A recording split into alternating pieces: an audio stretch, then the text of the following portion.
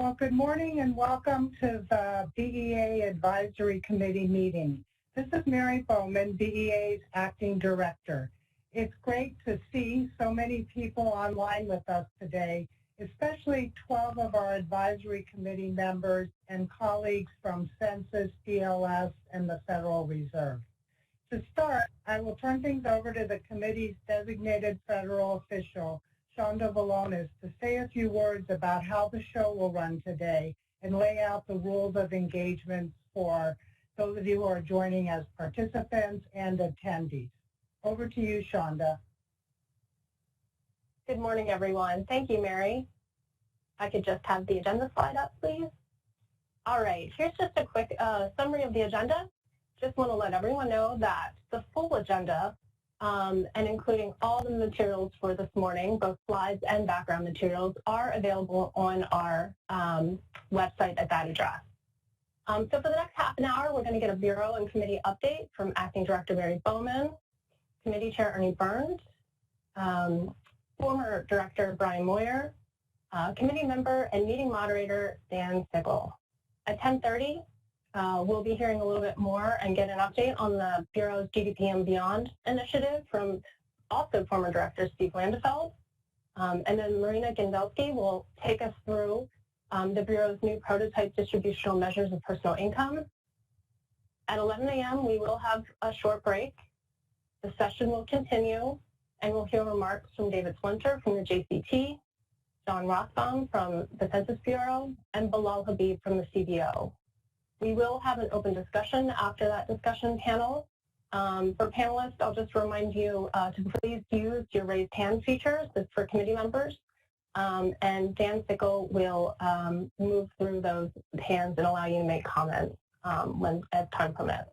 As well, we are going to allow general attendees that are viewing this today the chance to submit comments as well. When the open discussion is announced, I will be turning on the chat to all of you. You will have the opportunity to submit comments to me and me only. As time permits, our meeting moderator, Dan, will turn it over to me to read a couple of questions and comments. After that open discussion for that topic, we'll launch right into the next topic at 12:15, a very current issue for everyone and for us as well, the impact of being on BEA's economic accounts. And we'll hear from our very own Eric Strassner and Ben Mandel. Following that, we'll have remarks by Committee Member Joel Pracken, as well as Julia Coronado from Macro Policy Perspective.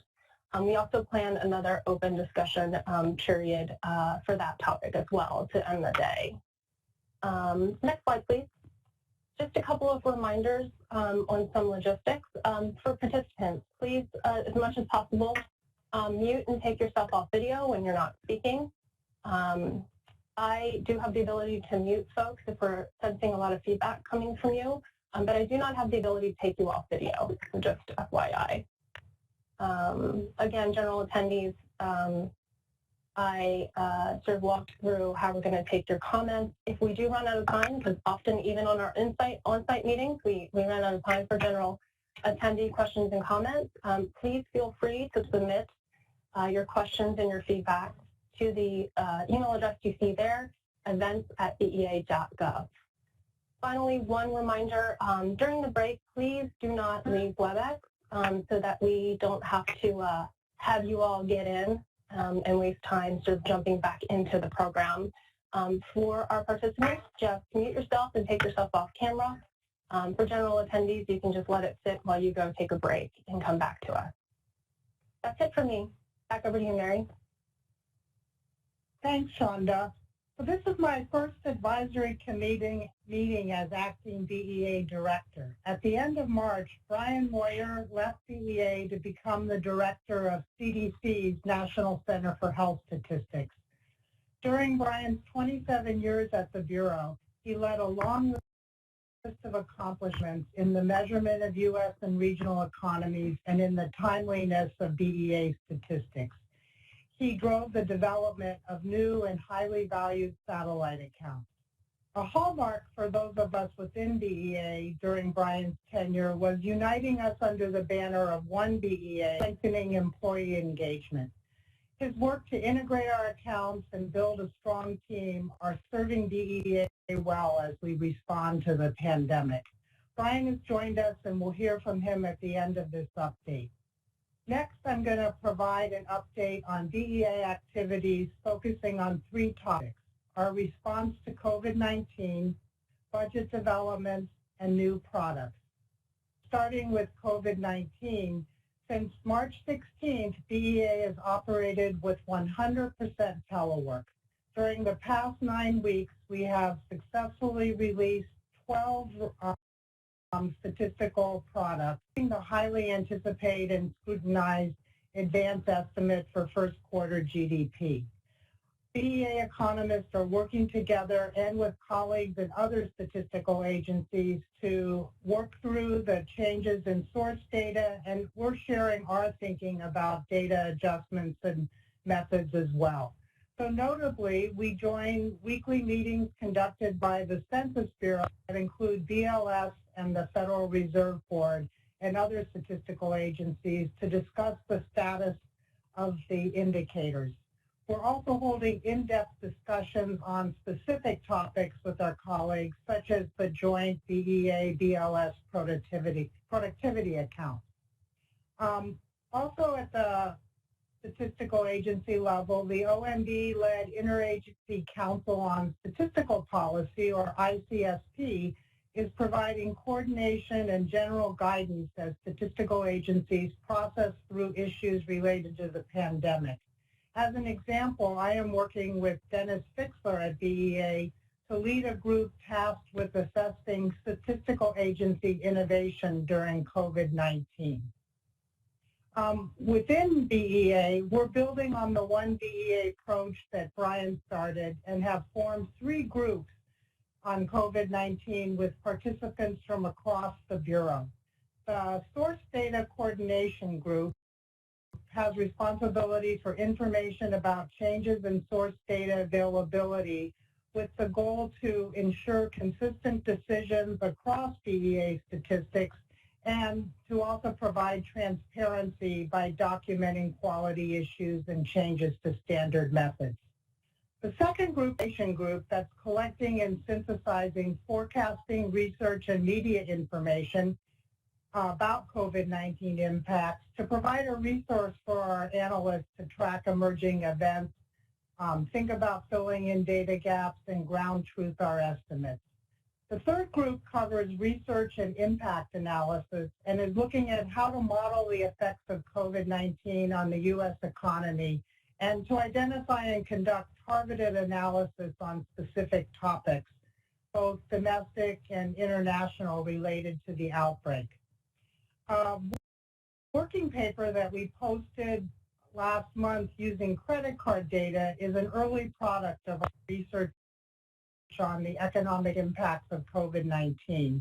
The paper by Abe Dunn, Kyle Hood, and Alex Threesen measures the effects on consumer spending using daily credit card transaction data.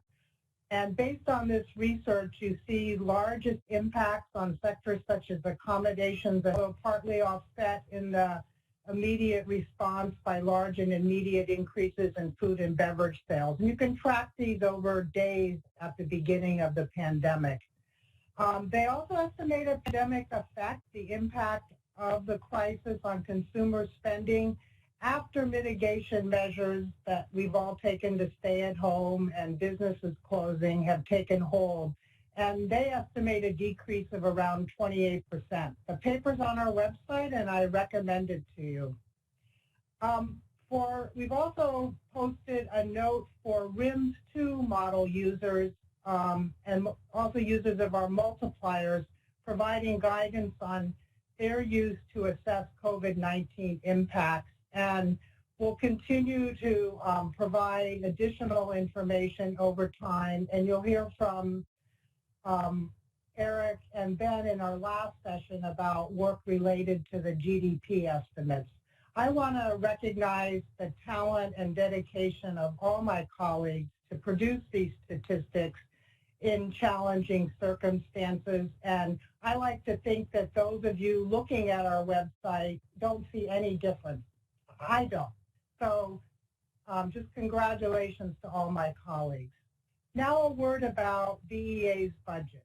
And this is overall good news. For FY 2020, the current fiscal year, BEA received $108 million, an increase of $7 million over our 2019 appropriation. This provides funding for our core programs and adds 2 new programs, the production of GDP statistics for Puerto Rico and progress towards the establishment of Federal Data Service in close coordination with the Census Bureau. In addition, this budget formally recognizes the integration of the national and industry directorates, an important milestone towards accelerating the release of our quarterly GDP numbers. We're on track to publish at the end of September a simultaneous look at GDP at the national level, by industry, and by state. We talked about this at our last meeting, and we think it's even more important as we assess the effects of the pandemic on the U.S. economy.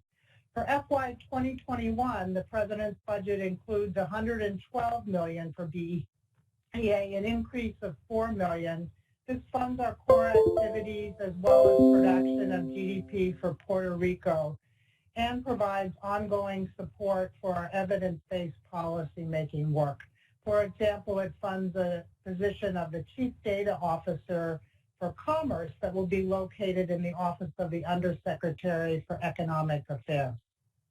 To conclude my remarks, I'll cover high points related to our programs since we last met in November. In December, BEA released the first set of official GDP statistics by county that provides an annual update for the years 2001 through 2018 for the nation's over 3,100 counties, and it includes 34 industry breakouts. Moving forward, we will publish the annual statistics each December for county GDP. In March, we published prototype statistics on the distribution of personal income and prototype measures of economic well-being and growth. We've talked about both of these with this committee before, and we'll be discussing them this morning. Last week, we released an updated data for BEA's healthcare satellite account through 2017. And the publication of this data set marked a step forward in the timeliness where we advanced the latest data by 5 months. So we'll continue working on both the scope and timeliness of that data. We're also continuing to coordinate with NOAA to develop new tools for understanding the importance of the ocean and are currently finalizing publication details, but we're optimistic about a release in June, so stay tuned. And I'll conclude my updates with an overview of this year's annual updates that BEA will produce for revisions to the international, national, industry, and regional accounts that are slated for release from June to October. And for the industry and regional accounts, we have a good news story that were published results at the end of September and beginning of October, and this represents an acceleration of a few weeks compared with last year's update. So congratulations to the team. For international accounts, most of the improvements reflect culmination of BEA's multi-year initiative to improve and expand our trade and services statistics. And you can find more details in the April survey of current business.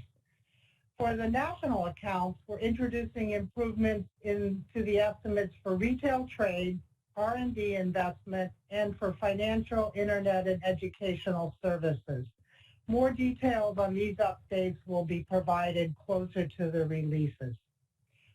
If we were in Switzerland, we'd have a round of discussion and questions about the updates or other things you want to ask, but we want to save most of our discussion time for the income distribution and GDP topics. So if you could provide comments on or questions on my update through the chat function to all the panelists, we'll respond at the break or via chat or after the meeting.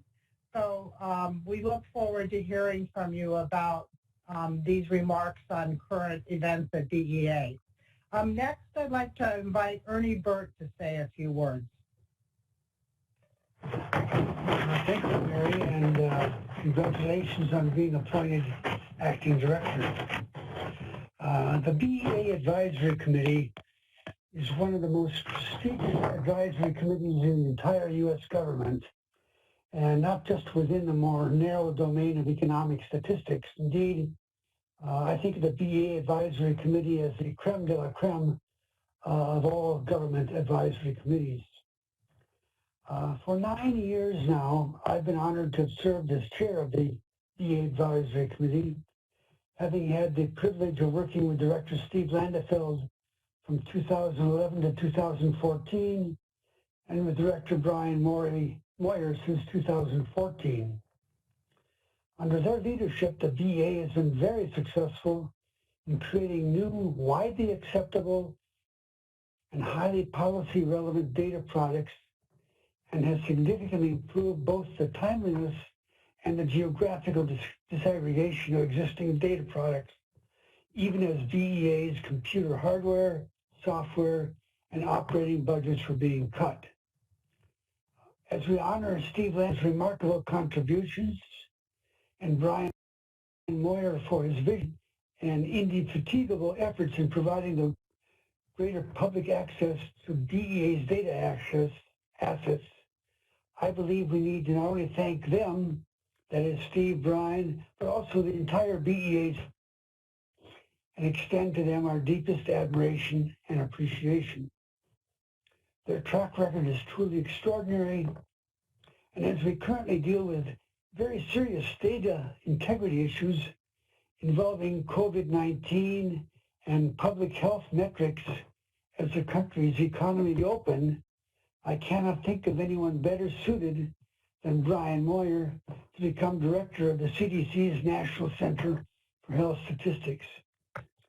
We will miss you, Brian, but we wish you the very best as you go on to serve your profession and our country with energy, talent, dedication, and distinction.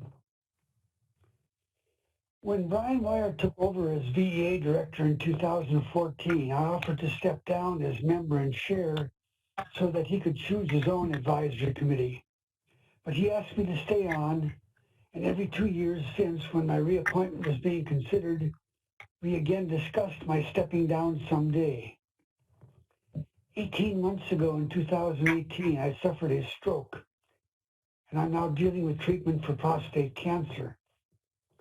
So Brian and I have been discussing succession and transition plans for some time now, and once Brian announced his departure for CDC in March, we expanded that discussion of succession and transition to include acting DEA Director Mary Bowman. Due primarily to my declining health status and the current availability of an impressive and large pool of talented and distinguished potential next advisory committee chairs, I will be stepping down as chair and as member of the DEA Advisory Committee effective September of this year. So this is my last advisory committee meeting. And now I'd like to turn it back over to Acting Director Mary Bowman.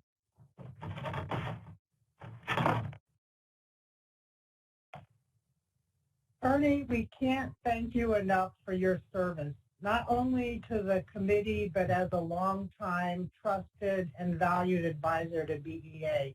Over the years, you've provided us with invaluable insights on a wide range of important topics, from healthcare to the labor. Your guidance has left an indelible mark on the work of our Bureau.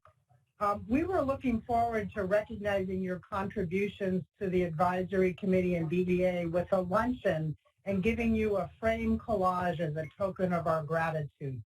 This is definitely second best, but I'm going to share a slide with the collage that we would have given you. We'll have this framed and shipped out to you shortly. Now, Brian Moyer would like to say a few words, but before turning over the floor, I want to let Brian know that we will present him with a similar collage when we're back in Suitland and can safely bring everyone together to recognize your accomplishments. Brian, over to you.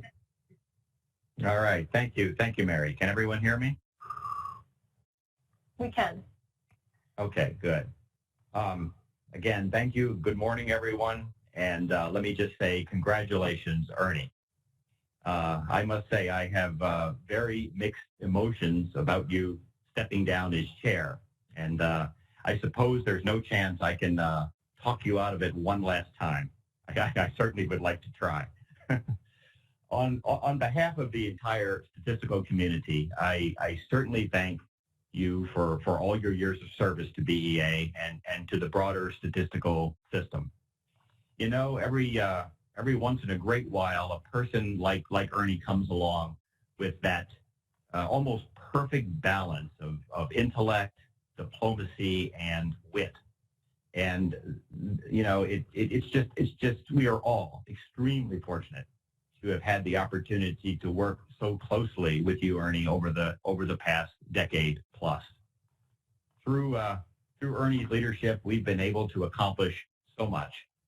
Everything from quality adjusted prices to new healthcare statistics to very recently the GDP and beyond work, and the list just goes on and on and on.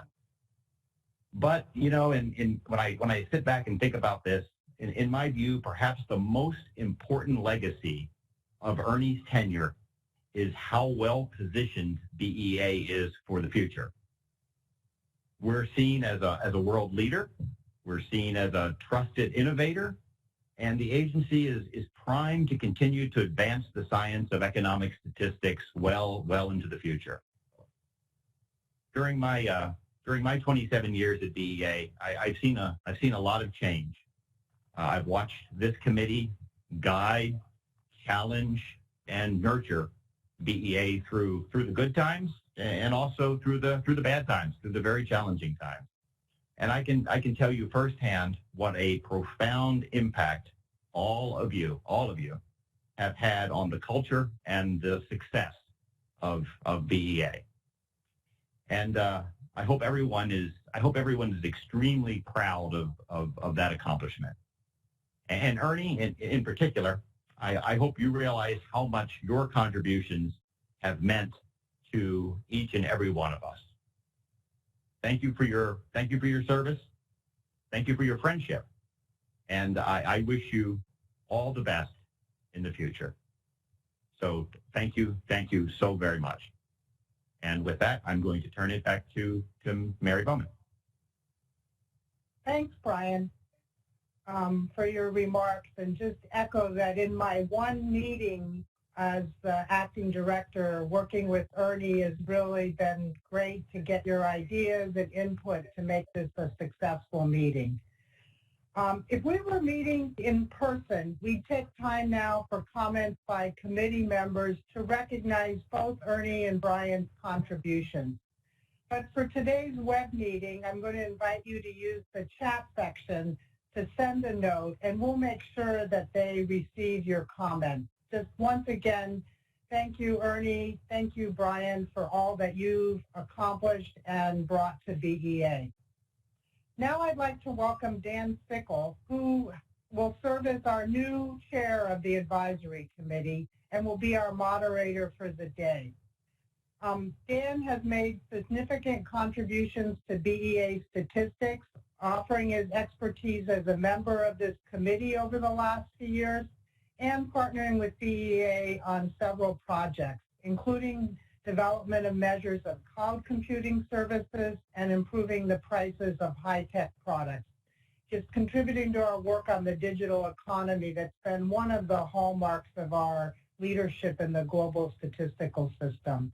Thank you, Dan, for your contributions to date and for accepting the role as chair. The floor is yours. Good morning. Can everybody hear me all right? Great. Yes. Thank you, Mary. It's quite an honor for me to take on this role. It's one that's rather daunting given those who have chaired the committee in the past, most immediately Ernie Byrne. I want to take just a minute to add my thanks to Ernie for his extraordinary service as chair of the advisory committee. He's guided this committee with skill and wisdom. He has provided and elicited from committee members valuable guidance to DEA on a wide range of issues. And he's done all this with charm and good humor. I can only hope to do half or maybe a quarter as well. On a more personal note, I also just want to thank Ernie for being such a good mentor and friend. I think there are many of us who could say that to him. He's the one person really more than anyone else who brought me into the measurement community and has provided wise counsel all along the way. So thank you for all of that. And I think I speak for everyone here in wishing you all the best going forward. I also want to just add my thanks to Brian Moyer for his invaluable contributions to the leadership of BEA during his tenure as director. While I'm going to miss the opportunity to work with Brian, I am confident that the nation's health statistics will be much better off with your leadership. And all things considered, given the time we're in, seems like a very important time for national health, for the National Center for Health Statistics to be in such able hands. I also just want to say that I'm excited and looking forward to working with Mary, DEA staff, and the advisory committee. DEA is an exceptional agency with a super talented staff, and it's very fortunate for DEA and the statistical community that Mary was the right person and willing to step in as acting director. I've really enjoyed being part of the committee these past few years, and I look forward to working with all members of the committee and doing my very best to help guide it into the future. So all that said, let's turn to the first session. That's the kind of the highlight of the meeting. So as Shonda previewed, first session is on GDP and beyond. And we're going to start with a overview from Steve Landefeld. Marina Gendelsky will then talk about BEA's prototype estimates of the distribution of personal income. We'll take a break. We'll come back for a panel discussion with staff from JCT Census and CBO. And then we'll open things up for discussion by committee members and other attendees. So just again, a few reminders since we're doing this virtually and online. So one, remember in contrast how we might normally do this where people can in the midst of the presentation, please hold all comments and questions until after everyone has spoken. And I also just a note for presenters. So we're pretty tightly scheduled today. So everyone, of course, should do their best to try to stick within the allotted time. I can't, given the format, I guess I could, but I'm not sure it would work very well to hold up cards with time written on it. So I will do the rather rude and inconsiderate thing of interrupting you, and you have about 2 minutes left to just kind of flag for you that you've got about 2 minutes to go. So all that said, let's begin with Steve Landefeld, who's going to take about 10 minutes to kind of provide an overview of DEA's progress on the Beyond GDP project. Steve. Thank you. Hear me? Yes. Okay. First, I can't help but, as a former director, add my congratulations and thanks to Brian for all that he has done, although I must say it looks to me like he's gone from the frying pan to the fire with respect to the measurement of the economic impact of COVID to measuring the COVID itself. But I know Brian will do a great job at that, just as he's done at DEA. And Ernie, thank you very much for your wonderful leadership of the advisory committee. Ditto to everything you've heard before, and also ditto to the notion that I think Mary is the perfect person to lead this to this transition period as acting director. I think she'll do a great job. She's been former head of another economic statistics agency, and her and the professional staff at BEA, I feel quite confident are going to meet the very substantial challenges, as I think we've seen already with respect to coping with COVID-19 and the data. This is a brief update, as you heard earlier, on the GDP and Beyond project. It's been prepared by myself, Shonda Dionis, and Alyssa Holden. Much of it is the things you've heard before, and we just want to tell you about our first year milestone so you're aware of where we've gone, having heard the background of this. Slide one, next slide, please. And what we're going to do here is cover the American Economic Association panelist perspectives that we heard from in a session chaired by Ernie Byrne, BEA's progress to date, and a few upcoming products. Next slide, please. We had asked the panelists to give their opinions. They're not ratings. These are just thoughts they had on the various perspectives here. Across the top, you can see the quite prestigious panel we had, including some of our own advisory committee members. And these are the topics we heard them speak about. And let me just briefly tick through them as a means of illustrating where BEA is on these. They're admittedly, the things they chose to talk about tended to be a lot of the bigger issues, the conceptually more difficult issues, and the harder to measure issues. And that somewhat was reflected in the priorities that we saw from the advisory committee itself.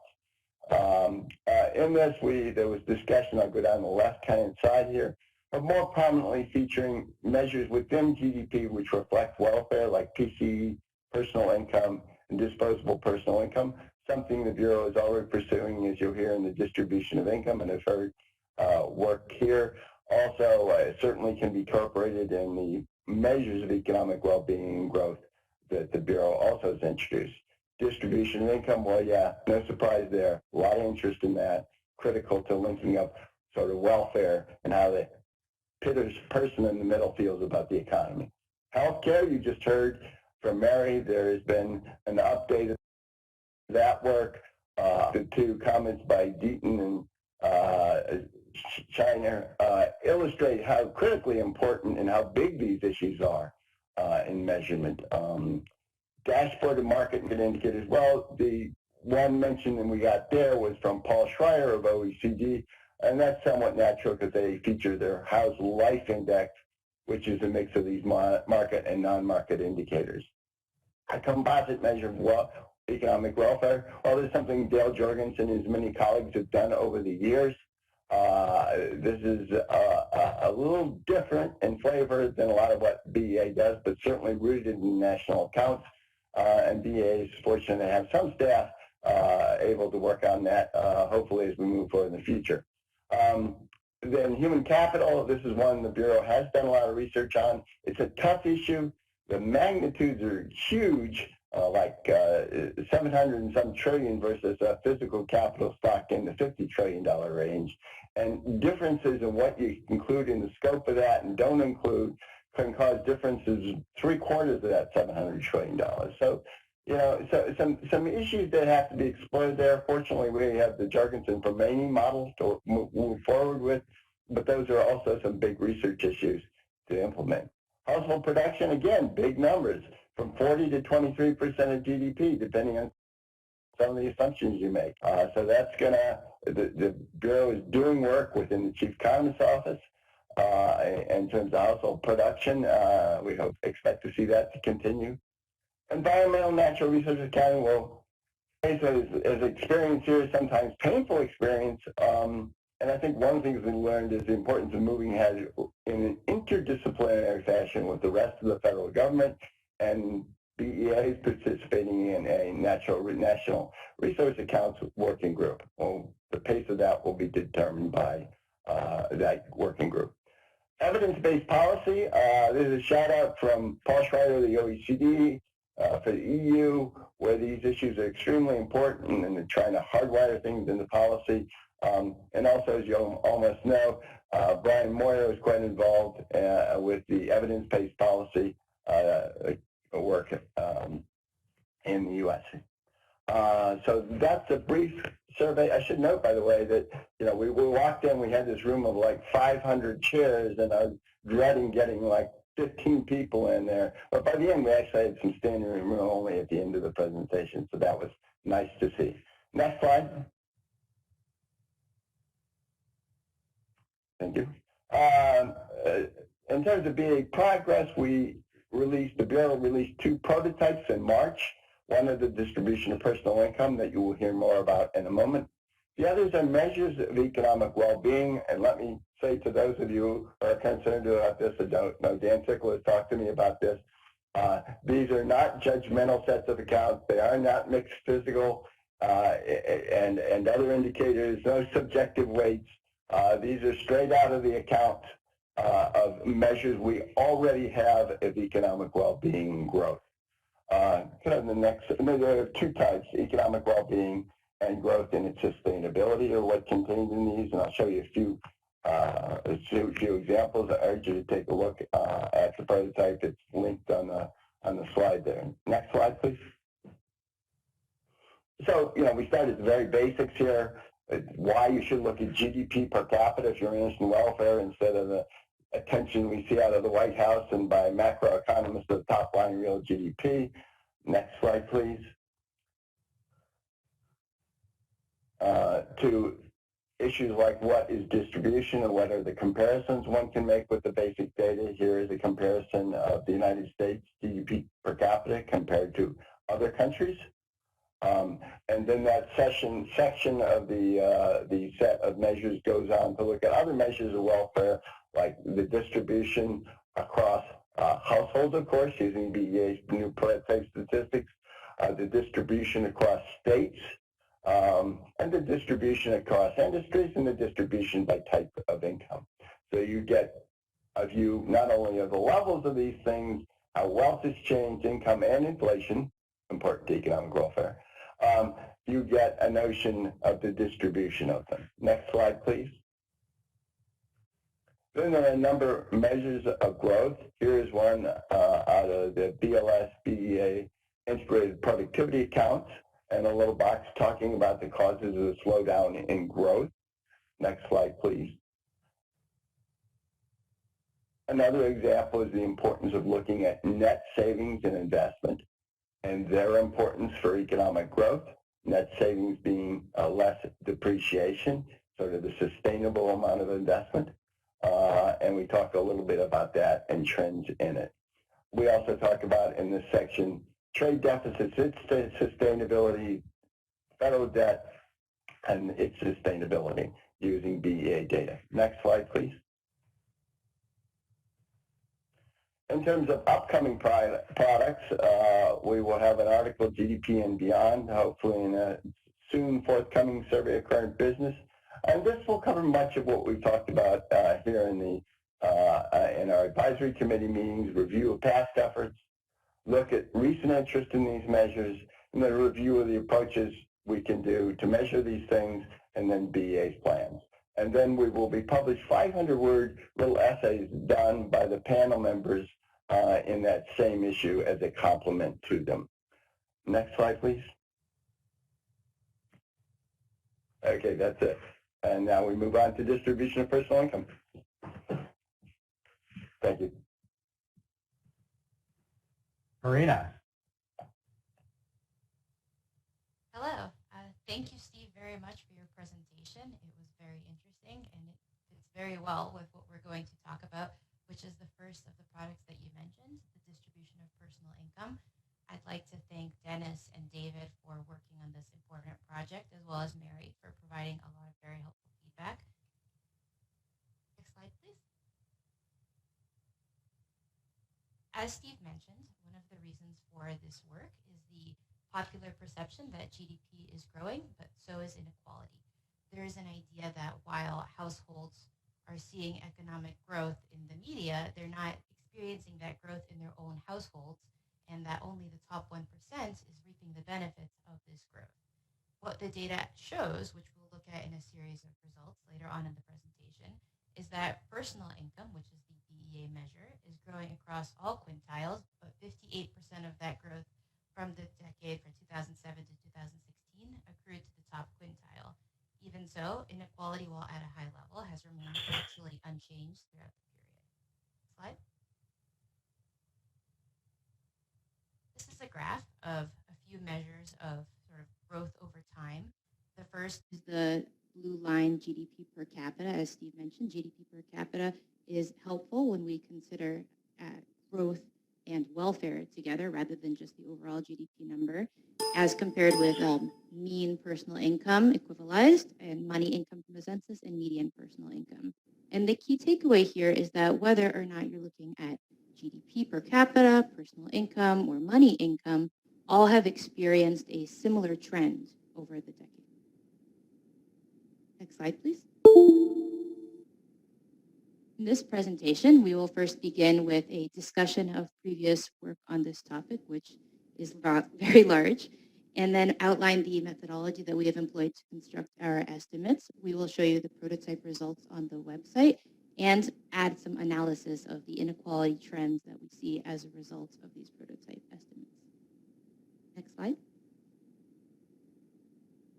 So what's been done on this topic?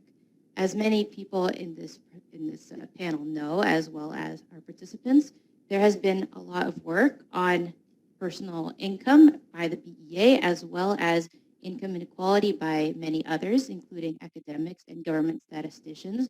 Probably the work that people know best is the work of Piketty, Size, and Zuckman over the past couple decades, as well as the more recent work of Otten and Splinter. The CBO has also been producing inequality statistics, including before and after tax metrics for many years, as well as the Census Bureau. So there are a few key studies that we mention here, as well as many, many others that we are not mentioning, and our panelists will continue to discuss those studies. The important differences between these methods can be sort of thought of in 4 categories. The first is the base data set used. By this, I mean, what is the core series that is used to construct the income inequality metrics? Is that census data, usually the CPS, but sometimes the ECS? Is it tax data that comes from the IRS? Is it something different, like the panel survey of income dynamics? Is it another longitudinal survey? What data set you use has a really significant impact on the outcome and the trend that you will see in your inequality metrics. Another important difference is the income definition. Are we discussing incomes for households, for individuals, for tax units, before taxes and post transfers, or before taxes and transfers? Are we talking about disposable income, personal income, money income? Although these differences may seem trivial initially, the choice of income definition can lead to very stark differences in the inequality trends and levels that we can observe. Equivalization methods are also very important. So we have different methods of adjusting for household size, which is what we mean by equivalization. The method the BEA uses is to divide by the square root of household size. However, there are other methods out there, which is to use, say, the number of adults over age 20, or else to give different weights to adults and to dependents, as others like the census do. And those can have some effect on these as well. Next slide, please. What the BEA does is construct a new distribution of personal income using publicly available data. So I mentioned base data sets in the previous slide. Our base data set is the CPS March supplement, the ASEC, which is provided by the census in public use files. And all our data comes from public use files. So we will describe our methodology in the next couple slides, and the results of our work for 2007 to 2016 have been uploaded to the BEA website. There are going to be 3 tables, which I will walk you through, as well as 2 charts. Slide, please. The key feature of our methodology is its transparency. Throughout these advisory committee meetings, one of our common discussions is always methodology, and to help data users understand that methodology and be able to apply it. So our methodology here has been documented on the BEA website in an extensive technical document such that data users can look at the methodology in detail, think about what our assumptions were, and whether they would like to construct their own estimates by modifying some of these assumptions to see the effects on the levels and trends in inequality. One of the most important features of our methodology is that we adjust the tail, which is to say top incomes, using aggregate tax data from the IRS as published in their Statistics of Income program. And this is public use data that we use to adjust top incomes. There's the perception that top incomes are underreported in survey data, both in that survey data misses many top individuals, This Fed's SCF survey attempts to actually capture those individuals by oversampling them to correct for this. There's the perception that both these individuals are missed in census data, but also that others underreport their income. So in order to adjust for this to more accurately reflect inequality by correctly identifying top earners, we have a strategy which adjusts the proportion of those at the top that we see in public use tax data. To mimic that proportion, we adjust the CPS to try to get the distribution in the CPS to look more like the distribution in the tax data. We allocate personal income, not GDP. This is a very important point. Personal income is the national accounts concept that is most relevant for households. This does not include capital gains. And it is about 87% of GDI, which is the income counterpart of GDP. Specifically, we distribute the income in table 2.9. This is the NIPA table, which shows separately the components of household income from those of nonprofits. And that way we are allocating the most relevant sources of each source of household income to the households to which it applies for. And as I mentioned previously, we adjust for household size, which is to say equivalize by dividing by the square root in order to account for resource sharing in households. This is very important because if you consider income, say $100,000 for a household of 2 versus $100,000 for a household of 4, you're looking at very different implications for resources available to those households as well as for income inequality overall. Next slide, please.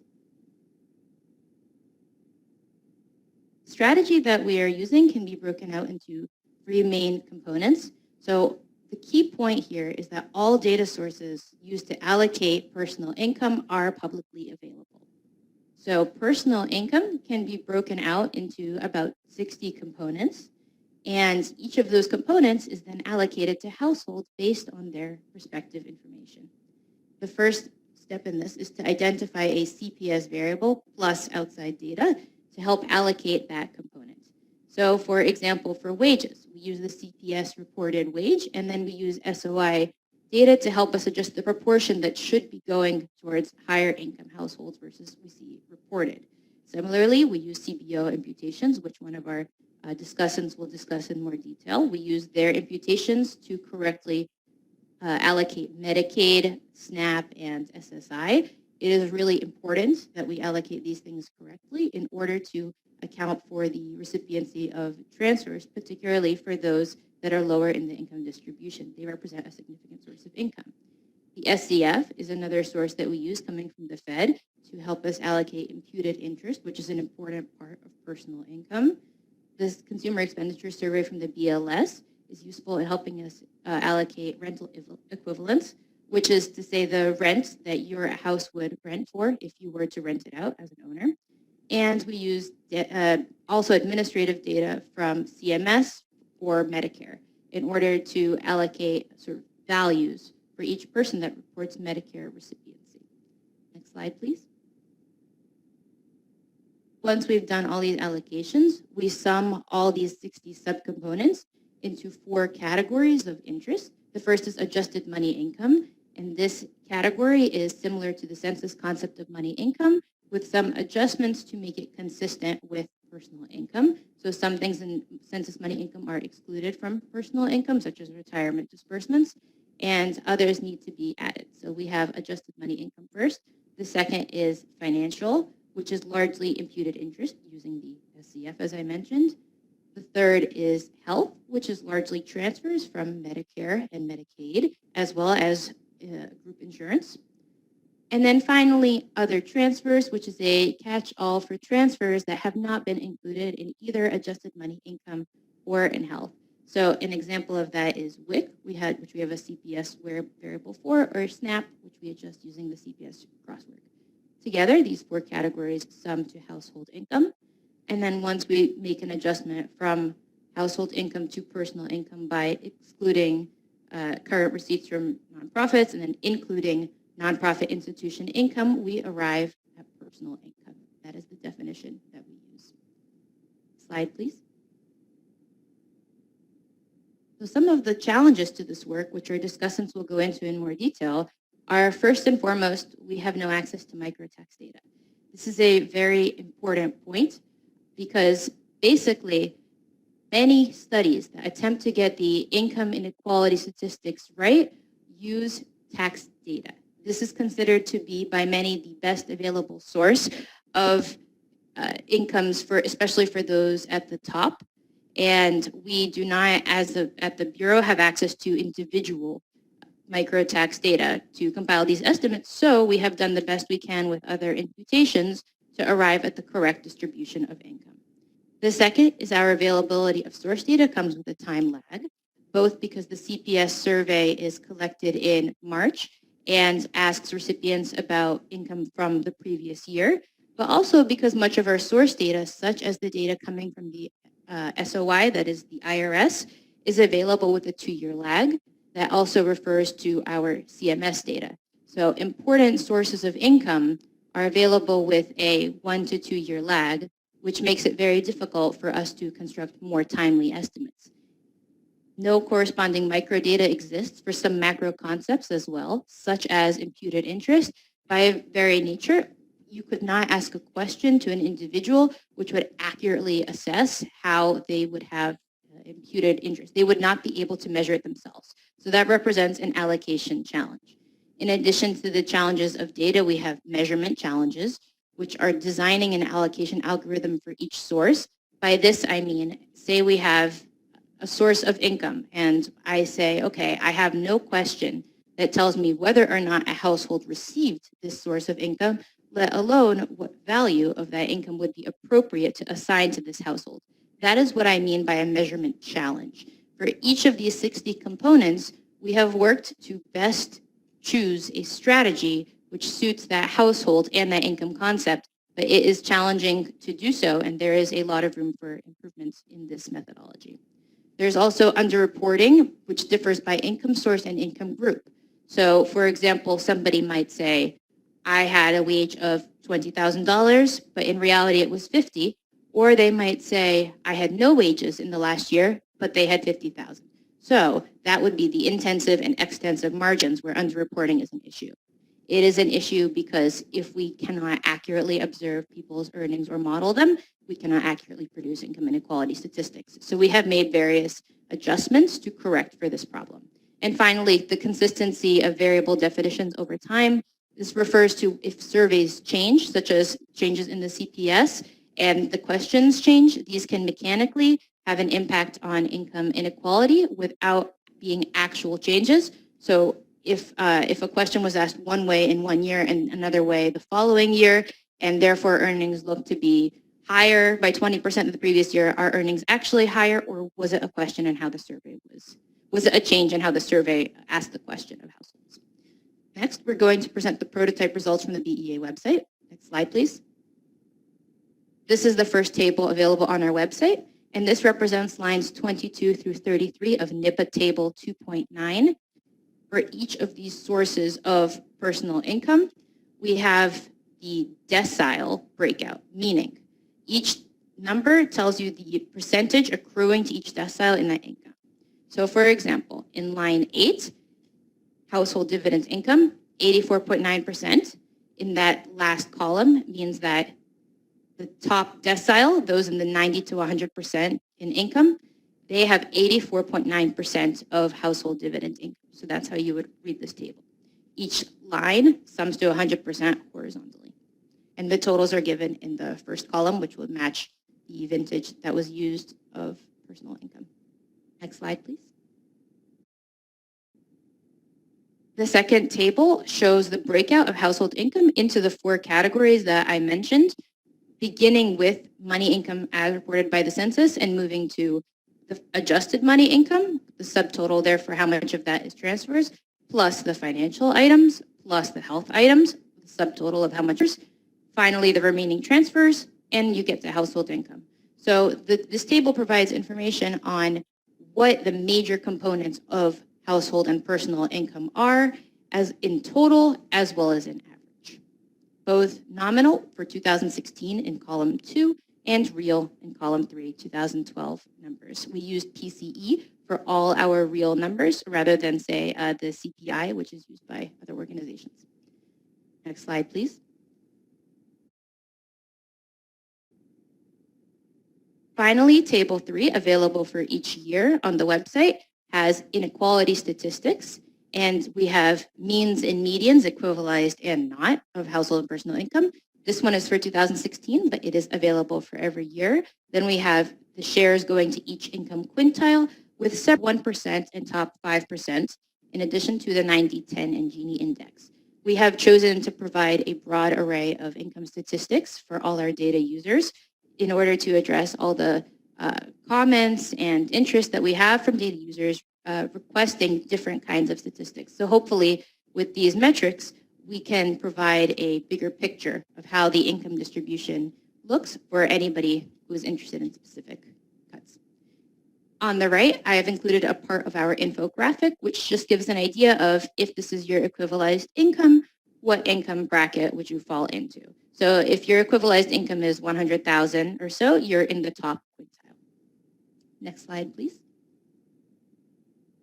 This is the first of our charts on our website, and it gives the time series from 2007 to 2016 of real personal income, and it shows what portion of personal income is experienced by what quintile. With the top 1% is that shaded portion at the top.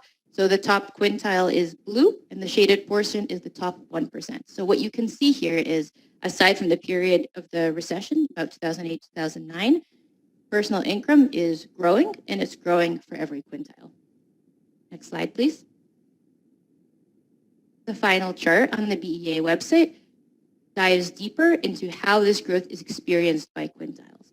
And what I mean by that is that the height of each stacked negative portion represents the annual growth in real personal income. And so if you look at 2008 to 2009, you can see that personal income was falling, but shaded portion is the top 1%. So over half of the fall in personal income during the Great Recession was experienced by that top 1%. That's not surprising given that a large part of their income is income receipts on assets, which we will show slides. But it does show that the top quintile, which is the blue, has been experiencing much of the growth over the period. And we mentioned in the beginning that the top quintile has experienced 58% of the growth over the period. That becomes easy to see from this chart when you look at the portion of each bar, which is blue, which is that top quintile. Next slide, please. So our key takeaways here are that real personal income grew 17.9% over the period overall, but most of that growth in real terms went to the top quintile, especially the 80 to 99% rather than the top 1%. Equivalized mean personal income grew faster than median personal income, but personal income grew in both and median, and inequality increased very little over the period, which you can see when you compare the inequality results for year over year.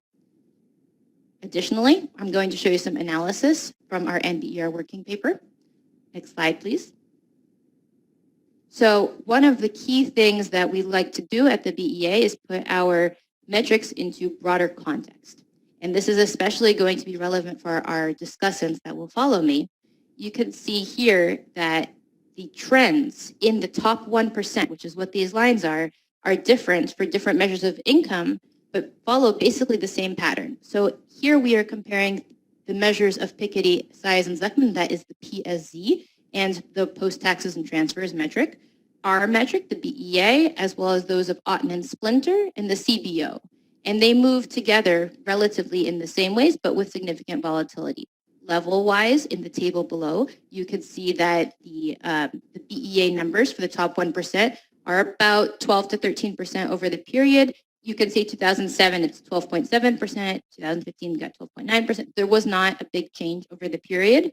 This table stops at 2015 in order to be able to compare to the other sources. They are very close in level to those of Otten and Splinter, who do use tax data, and I'm hoping David Splinter can talk about that a little bit more.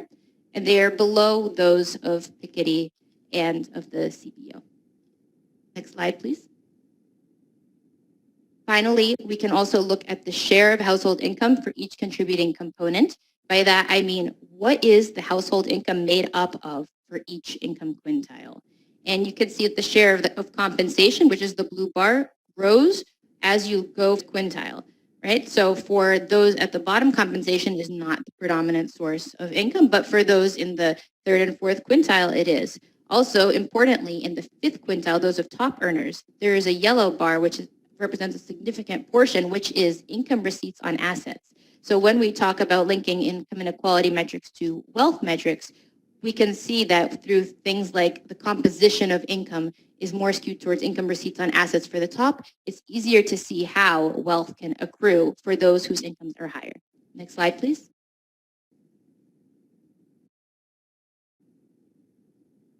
So how these components have changed over time.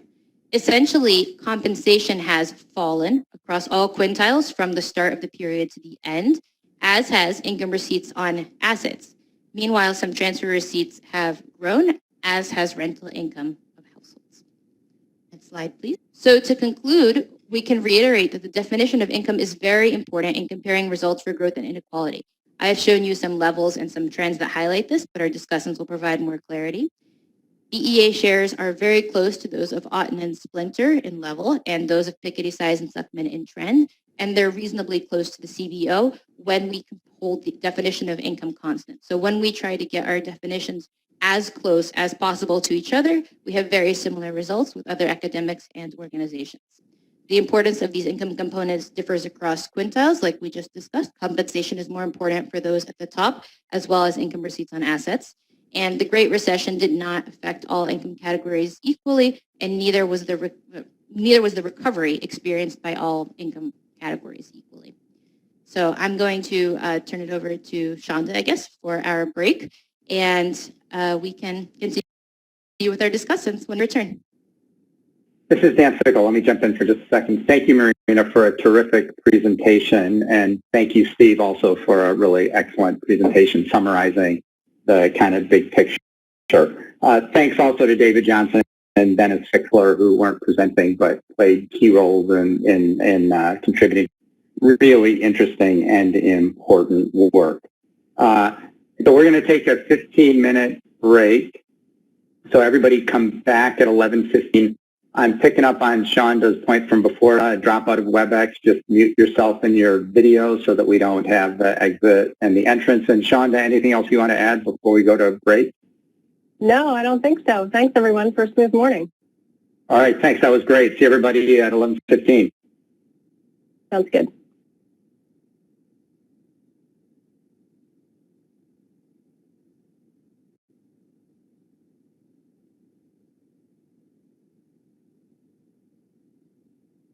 Hello, everybody. This is Dan Sickle again. Just wanted to get us started for the next part of our session. So we're very lucky to have three folks from other agencies with somewhat different perspectives on the same topic, and we're going to start with David Splinter from JCT. And you have about 10 minutes, and I will, as I said, about 8 minutes in, I'll pop up just for a second to give you a heads up on the timing. So David, please go ahead. Yeah, thank you for the invitation, first off, to provide some comments on what I think is really great work. I think these estimates by DEA, by using the CPS data instead of tax data, really help give us a different perspective and a complement to the other main estimates that are out there of expanded income distributions. So first off, a quick disclaimer, these comments are not those of any member of Congress or the Joint Committee. And for those who are not familiar with the Joint Committee, we do the official estimates of taxes for Congress. And so I use tax data every day. And so a lot of my comments are going to be from somebody from that perspective. On to the next slide. So my first comment is going to be about how to think about income mobility. The benefit of tax data is we can actually have panel data, and so we can compare the cross-sectional and panel perspectives. Second, I want to talk about various income gaps, and especially how that affects the top of the distribution, in particular dividends, and then after that, underreported business income. And then some quick comments about timing issues and new data. Okay, next slide. So what I'm showing here is I take tax returns in 1980 and tax returns in 2014, and I compare the cross-sectional differences over time. And what I'm showing here are annualized rates of change. And this is an exercise that's been done by many. And when you do this over a period of increasing inequality, you will see that almost all the growth goes to the top of the distribution. However, if I use exactly the same tax returns and all I do is change that I'm holding constant where people are in the distribution at their initial place, next slide, then you get exactly the opposite results. And so when you use a panel view, you see that growth is perspective. The highest growth rates are at the bottom of the distribution, and the average changes in the top 1% are usually negative. You can see here I'm controlling for age profiles. Of course, they'd be larger if you didn't. You see the same effects basically in any decade in recent years. So this is not just some result that comes out from choosing particular years. Okay, next slide. So what does this tell us when we have this difference between cross-sectional and panel results? Well, first off, annual data cannot really allocate the macroeconomic growth to individuals. And this is what we understand when we say distribution of growth or who receives economic growth. And the reason for this is individuals move in and out of these annual groups. For example, adults starting in the bottom decile rise up about a quarter of the way of the distribution after 10 years, and of the tax units in the top half, in the top 1%, half of them fall out after 5 years. So it's not clear how we should really talk about these results, these cross-sectional results. I find the statement 58% of growth in PI accrued at the top quintile not quite right, and something that's going to be misinterpreted, especially by journalists, but also other economists.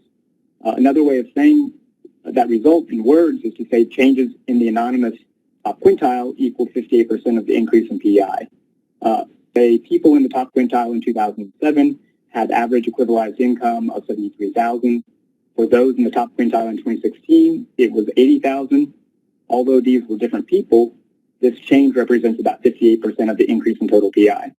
So it's long-winded, but it really clarifies what you're measuring by this comparison in cross-sections. There's only a very small literature that really discusses this issue, but it's very helpful. Next slide.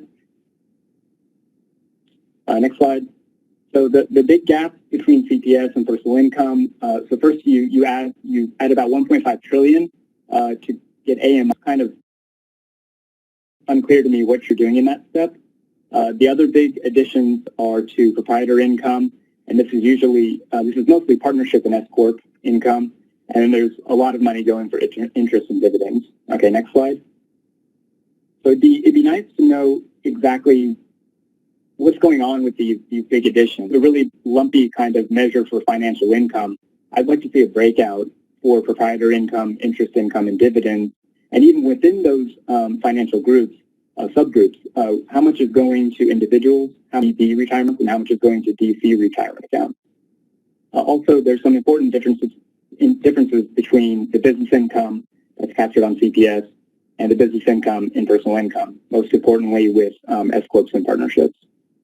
And then, of course, the scaling up proportionally has issues. The other discussants will talk about those.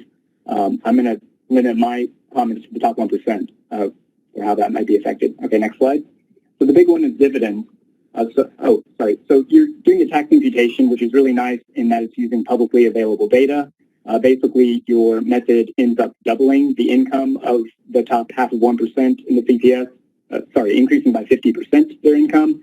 And then from my understanding is that you're taking each component that's in the CPS and adjusting them up proportionally after that 50% increase. And then you're also using the SCF to do some really good things. I had some issues that I wanted to clarify about where the imputed interest is going, and also using wages to distribute DB employer contributions can have some issues. Okay, next slide. So the big issue I have is with what's going on with dividends. So in 2012, you're allocating $800 billion of total dividends in personal income. 53% is going to the top half of 1%. This is exactly the same share that in Dowd and Splinter series we are allocating in 2012 to the top half of 1%. So that's great. The issue is that we're only allocating $300 billion of taxable dividends that way, because that's what's on the tax returns. The other $500 billion is distributed much more equitably. Most of that is going to inside buildup on retirement accounts. And as you can see here, various estimates suggest that only about 10% of that is owned by the top 1%. So for the top half of 1%, it's even less. So my suggestion is that you should consider using the methods used by me and Jerry, and also Piketty Zucman, which allocate these dividends according to the ownership of in retirement accounts. This would probably drop your top 1% shares by about 1 percentage point. Okay, on to the next slide. So this is, we're using tax data. I know you're not using tax data, but the big issue for us is how to allocate about $1 trillion of underreported income. The best information we have are from audits.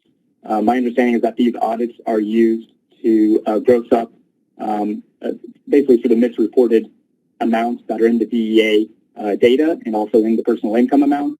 What you see here is that if you have reported AGI and true AGI, which adds the underreported amounts, there's basically no change in income shares or the income distribution. Okay, next slide.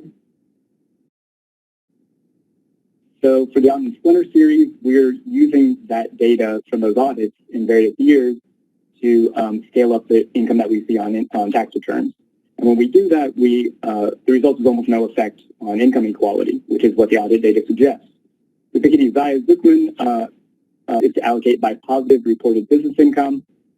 Unfortunately, this misses a lot of the income that should go to those with losses, and it gives way too much to the top of the distribution, and so they exaggerate their top 1% share by 1 to 2 percentage points in recent years.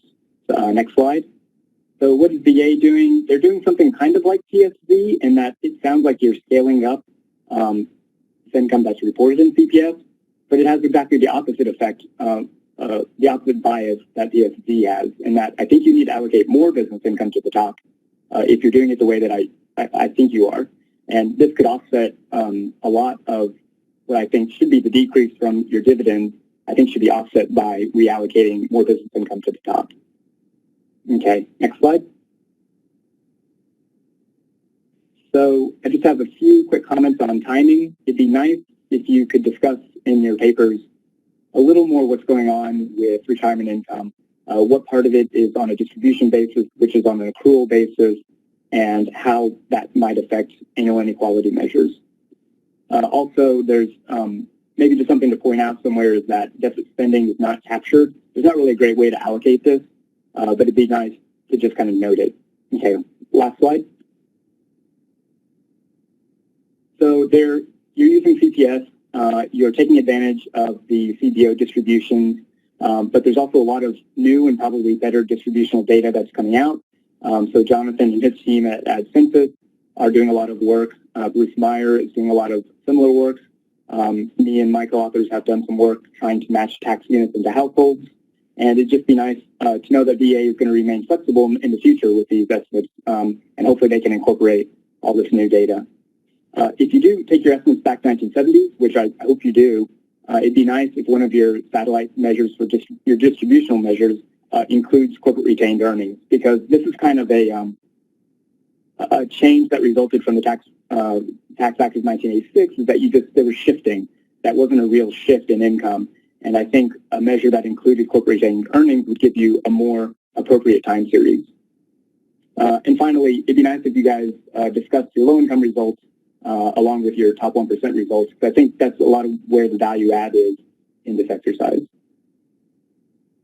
That's it. All right, David, thank you. Those were great comments and some really interesting issues that you raised.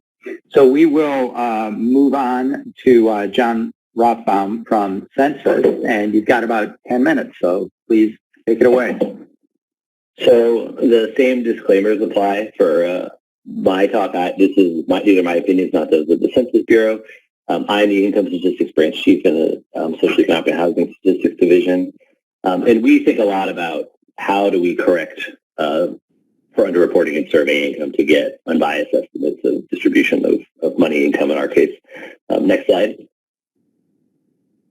So for us, we see sort of two main sources of biases in survey income. One is measurement error, and it could just be misreporting of pure noise, or often what we see is underreporting. And non-response is another place that's increasing. It's potentially a problem at the top end in terms of whether households respond, but it's also a problem for individual income items because income is a question that's seeing increasing set of questions where non-response is increasing. Next slide. So we've done analyses where we compared just our aggregates to the NIPA aggregates, and you see across income types there's varying quality. For earnings, it actually looks worse because almost all of that gap is that audit adjustment. So it's if you just compare for the people in the survey what you see in the survey and what you see in the tax data, there's almost dollar for dollar they match, but they don't necessarily match for the same people. But for things like property income or other income sources, we capture much less of the income than for earnings or Social Security. Next slide.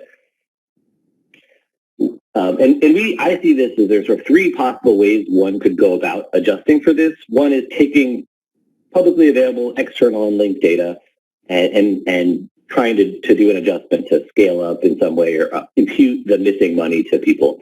What BA is doing now is an example of that, obviously. So is what Urban Institute's transfer income model does. That CBO's work is a similar approach. And the challenge is that there's this potential for misallocation. You might be giving the wrong people the income or the benefits because you don't necessarily have an easy way to validate the assumptions that you're making.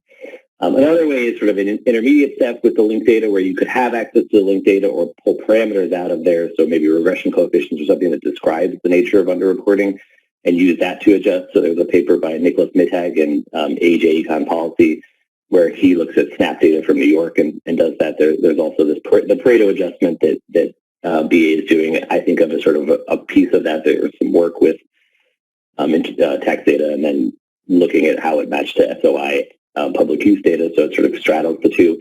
And the approach we've taken, which is we have access to linked data and using that, and I'll go through some of the things we found that make us feel like that's the approach that's probably necessary to get the numbers right, and I'll talk through why I think that's the case. Next slide. So a big problem for underreporting is that my take on underreporting is that it's generally an issue at the extensive margin. It's often the case that people aren't telling us that they have an income of a given type, less than it is that they're conditional on saying, I have Social Security giving us inaccurate or underreported amounts. So, for example, almost 50% of people who have retirement income, survivor disability or pension income, which I know is in our income classification but not BA's, if you see that income in the 1099-R, for about 50% of the people, they'll say they have any of it in the survey. For SNAP benefits, it's roughly 45% of people who you see have SNAP benefits in the administrative data who say they did not receive SNAP benefits in the CPS ASIC. Generally conditional on saying you have receipts, people are pretty accurate. So how we choose to allocate the benefits, scaling up can be problematic because you may be giving benefits or income to people who are relatively accurately reporting them and not to the people who actually are the underreporters. Next slide. So an example for retirement income, again, I know this isn't in personal income, but we've done a lot of work on it because it matters a lot for our estimates of income, so we have better, sort of cleaner figures. But this is where you are in the 1099-R retirement survivor disability pension income and your probability of reporting any of it in the survey. And you see, even at the top end, we're talking about 80% of people saying they have it, and you see this across lots of income types. This similar pattern is true for many, many income types. But even for things like annuities, where you think, let's go to CalPERS and see what are people who are on the most Social Security, like these annuities, monthly payment pensions, even there you see about 80% of people saying they have any pension income when you can see that they have it in the administrative data. Next slide.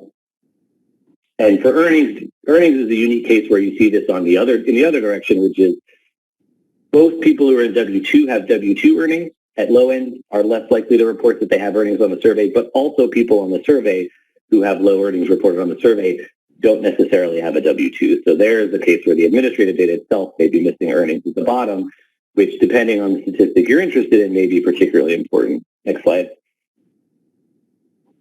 And I do want to emphasize again with earnings, this is a little bit of a complicated figure to go through, but most people are actually clustered around their administrative value, or if you did this in reverse, their survey value. So this is your percentile in the administrative earnings data.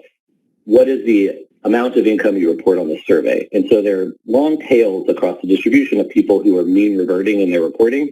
But if you look for about the 25th to 75th percentile, they're pretty tightly clustered actually around zero, in the sense that the percent difference between the administrative and survey reports are small.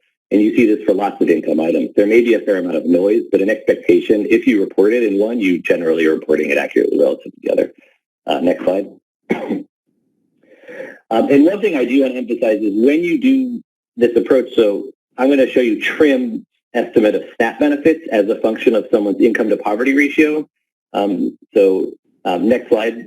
I think it should put up. Yeah, so what you can see here for the red lines are highlighting is the gap between where the survey reports of SNAP benefits are received and where the administrative data shows they're received. So this is survey underreporting. So the TRIM model allocates those missing benefits to people using external data, and they have a lot of information about program rules. They have quality control files from the USDA, which they're trying to use to match income to SNAP benefits. But what you can see, next slide, is where they miss relative to the administrative data is they're actually allocating too many benefits to low-income households, too many benefits to the near poor, and not enough benefits to people who appear, at least in the annual data, to be non-poor. And they may have had spells of poverty, or their household structure may have changed so that the individual who was a SNAP-eligible individual then changed households and now is in a household that seems higher income. But the point is, if you then said, what is SNAP doing for households, you may get an inaccurate estimate. And if you're saying what's inequality from the data, you're giving too much money to the low income potentially. And this is a challenge, I think, for any approach that doesn't have access to the linked data, or at least parameters that come out of it. Next slide. I'll mostly skip through survey non-response is increasing, so is item non-response for income items. This is true across every survey I've seen data for.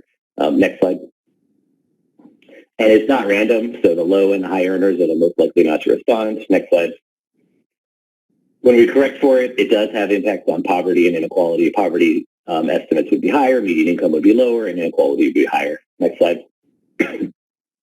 And one thing that I think is worth emphasizing, at Census we do surveys. I do think there's a lot of value in surveys. And one area where I think it's particularly valuable is earnings. That's 80% of income.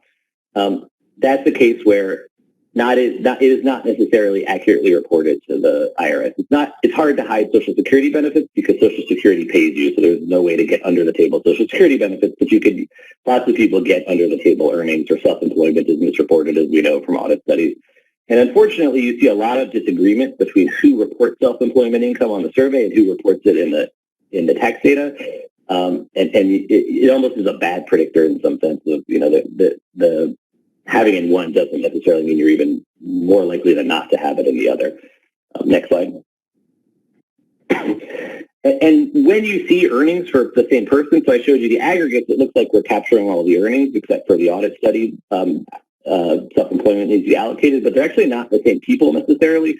It just happens that the low earners in the ADRECs who report more in the survey are exactly offset by the high earners in the survey who report less, or who have more in the ADREC. And so the question then becomes, who do we believe and how do we choose when we think the survey may be more accurate? And for poverty in particular, this matters a lot, because if you do something like take the max of the two, you're essentially treating the error in survey reports as true only if it's positive, but not if it's negative. And you can have really substantial biases for statistics on inequality or poverty if you do that. But it does look like, if you look at occupations where this is the case, that it's important to do something principled about how you handle survey misreporting or survey differences. Next slide. And so I don't want to go through too much, but we have a sort of staged approach in how we're thinking of this to try to make use of all the data, because even administrative records don't always agree. The W-2s don't necessarily agree with the LHD at the job level. 1040s, you see actually a fair number of people with wage and salary earnings who you don't have W-2s or LHD records for. And then survey, you have survey reports of earnings for people who have no administrative reports of earnings. So how you do that and how you test the assumptions that you're making can matter a lot for statistics on inequality or poverty. Next slide. And the thing I want to end with is some work we've been doing on underreporting of benefits for SNAP, where we're treating this as a problem of missing information. We have data from some states, but not all, and we're interested in trying to impute true SNAP benefits to individuals with missing data. But we think of this as an approach that can be used to sort of bridge time periods or bridge geographic areas where data is available in one and not in the other. And that could be going backwards to get historic estimates or forwards to get timely estimates before administrative data is available. Next slide. And what I'm showing you here is the result of that work, which is where is SNAP benefits. It's sort of not exactly the same as what I showed you before, but this is where is SNAP benefits affecting resources. And the survey data is red, the administrative data is blue, and then the green line is our imputed estimates where you leave out that estimate. It's sort of how can we put together an estimate that covers the nation. And we're hoping in the near future to try to put out research extracts which make this data available, which are conditioning on the administrative data and correcting as much as we can, but also doing so in a way that corrects for underreporting and is sort of disclosure, meets the standards of the disclosure of the Census Bureau.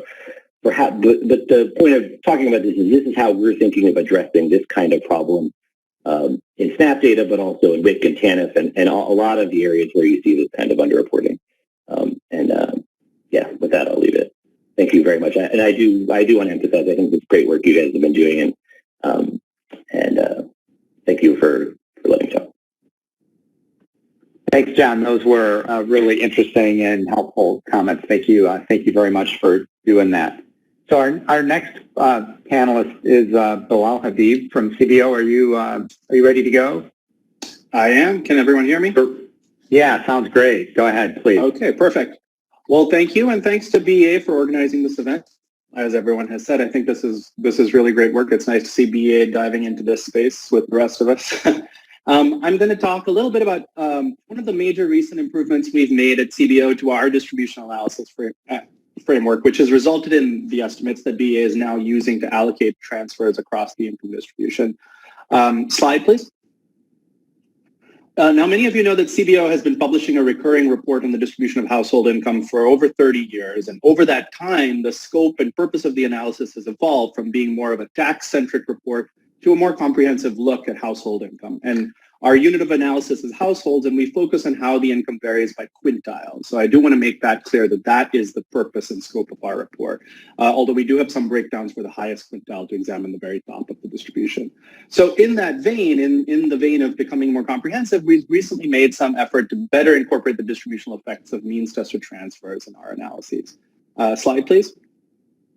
So before I start talking about transfers, I want to provide some context by briefly discussing our approach to income measurement. In general, we adopt a personal income framework rather than a national income framework, starting with what we call income before transfers and taxes, which is comprised of market income, including labor income, business income, capital income, including realized capital gains, and social insurance benefits, which includes Social Security and Medicare, and unemployment insurance as well. Slide, please.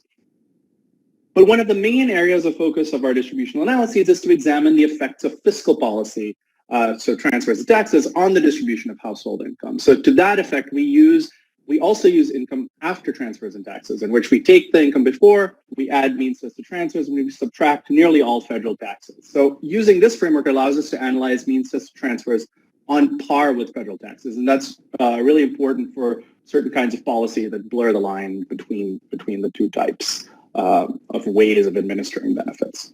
Slide, please. Now, the data CBO uses are annual cross-sectional data, and we create a data set by statistically matching the microdata from the SOI with the CPS. And this doing so gives us a fuller picture of income across the distribution, including filers and non-filers, pretty good information at the top of the distribution, and also information about non-taxable and in-kind transfers, such as Medicare, Medicaid, and other means tested transfers. Slide, please. Now, as I mentioned earlier, we recently made two key changes to our distributional method. First, we switched from a before tax income framework to the framework I just described. And what we do with that framework is we rank households, and we use it as a denominator in average tax rate and transfer rate calculations. And the second change that we have made is that we now adjust the CPS data for underreporting and for means tested transfer programs.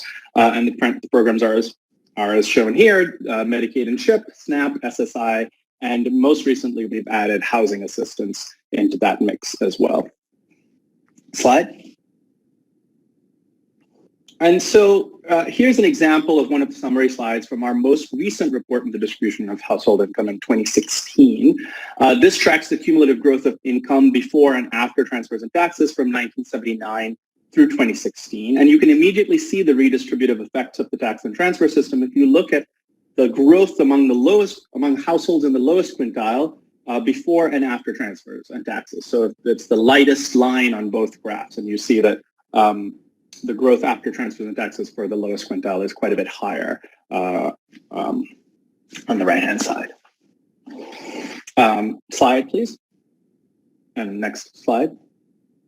So let's move on to how we adjust for the underreporting of means-tested transfers. First of all, how bad is the underreporting problem?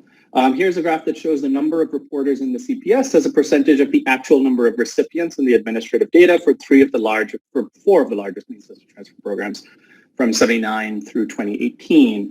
And what we see here, as many have pointed out, that reporting rates are not particularly high for the three largest programs, Medicaid, SNAP, and SSI, and that actually reporting rates have gotten worse over the time series. So if we were to explicitly analyze the distributional effects of means-tested transfers using the CPS, we would understate income growth at the bottom of the distribution, and therefore underestimate the role of transfers in reducing income inequality. So what are we trying to accomplish here? What we're looking for is, one thing I should point out is that housing assistance is actually pretty well reported. And as a result, we actually do not make adjustments to the number of recipients of housing assistance in CPS, although we do adjust the benefits to match the administrative data.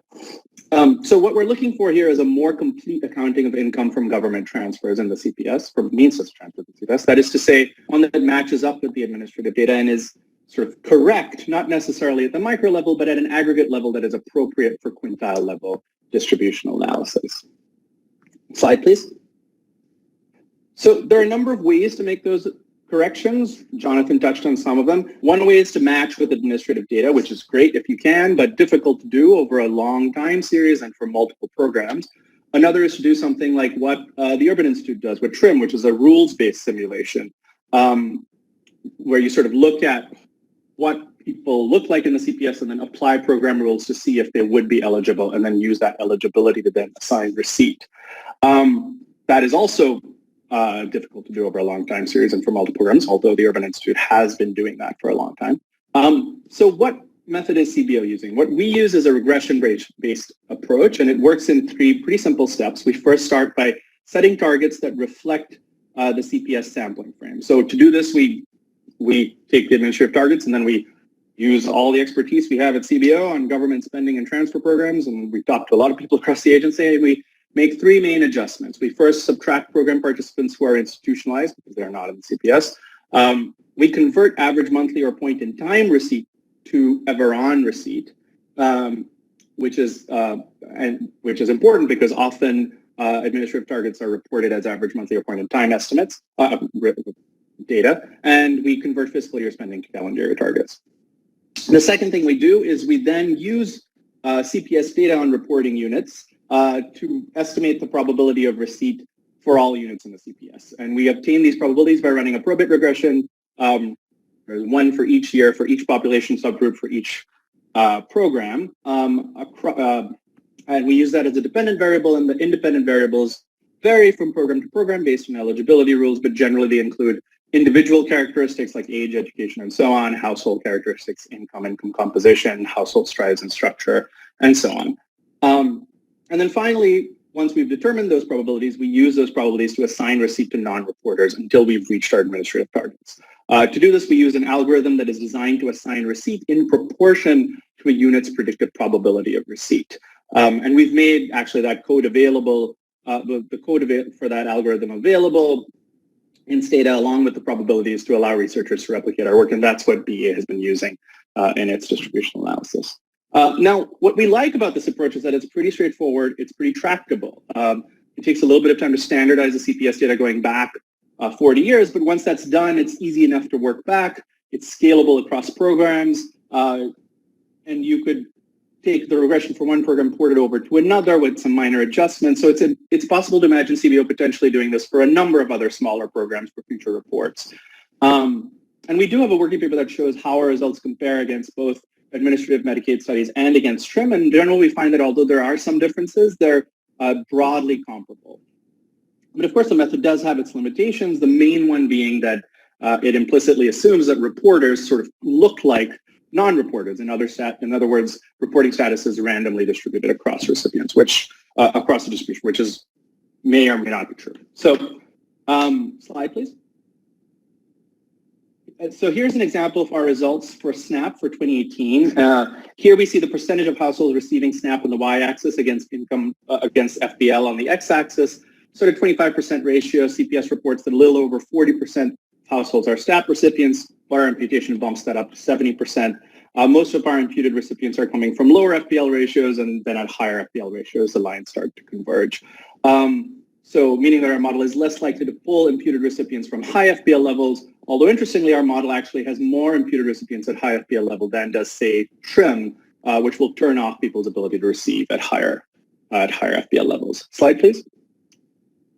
We then have to assign benefit amounts to imputed recipients. We do this a number of ways depending on the program. Again, the working paper lays this out in some detail if you're interested, but I'll go through the broad strokes here very briefly. For SNAP and SSI, we're going to create cells of types of recipients, calculate averages by those cells, then assign them to similar imputed recipients. The process is obviously a little different for Medicaid because you can't ask someone, because people don't answer, what is the value of your Medicaid benefits last year? And so what we do there is we assign the average cost to the government by eligibility categories, so adults, children, elderly, and disabled, and then we assign those averages to all recipients. And finally, for housing, like I said, we don't impute any additional recipients, but for those people who do report receipt in the CPS, we have a calculator that uses the HUD formula to calculate people's benefits. Next slide, please. So after we're done making those adjustments, what is the effect on inequality? Well, here's the Gini index according to a CPS. I should point out this is a CPS-only version of CBO's measures of income before and after transfers and taxes, so it won't match up before transfers and then well, it won't match up exactly with our reports, but it's here just to point out the effect of our imputations. So the main point here is that making those adjustments has a pretty significant effect on reducing inequality. You can see that effect is the difference between the two purple lines, and that effect has increased over time as the programs have grown and reporting rates have decreased at the same time. Slide, please. So finally, I want to talk about how CBO has made available these imputations to the public. It's great to see that BA is using them. We think they're great. So we just released a new version of the data and code actually last Friday. They now live on GitHub rather than the CBO website. You can find the link to this presentation is actually on our website as of this morning. So if you are interested, you can find the link to the GitHub repository there, or you can feel free to email me and I will point you to it as well. But like I said, we've made a number of adjustments in between the two releases of the code as well. Those are listed here, and I'm happy to answer any questions about any of those. Thanks very much. Thanks, Bilal. That was great.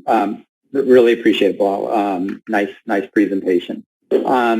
So we're now going to get to the part that is even harder to do online, and that is to open this up for discussion. And here's how we'll do it.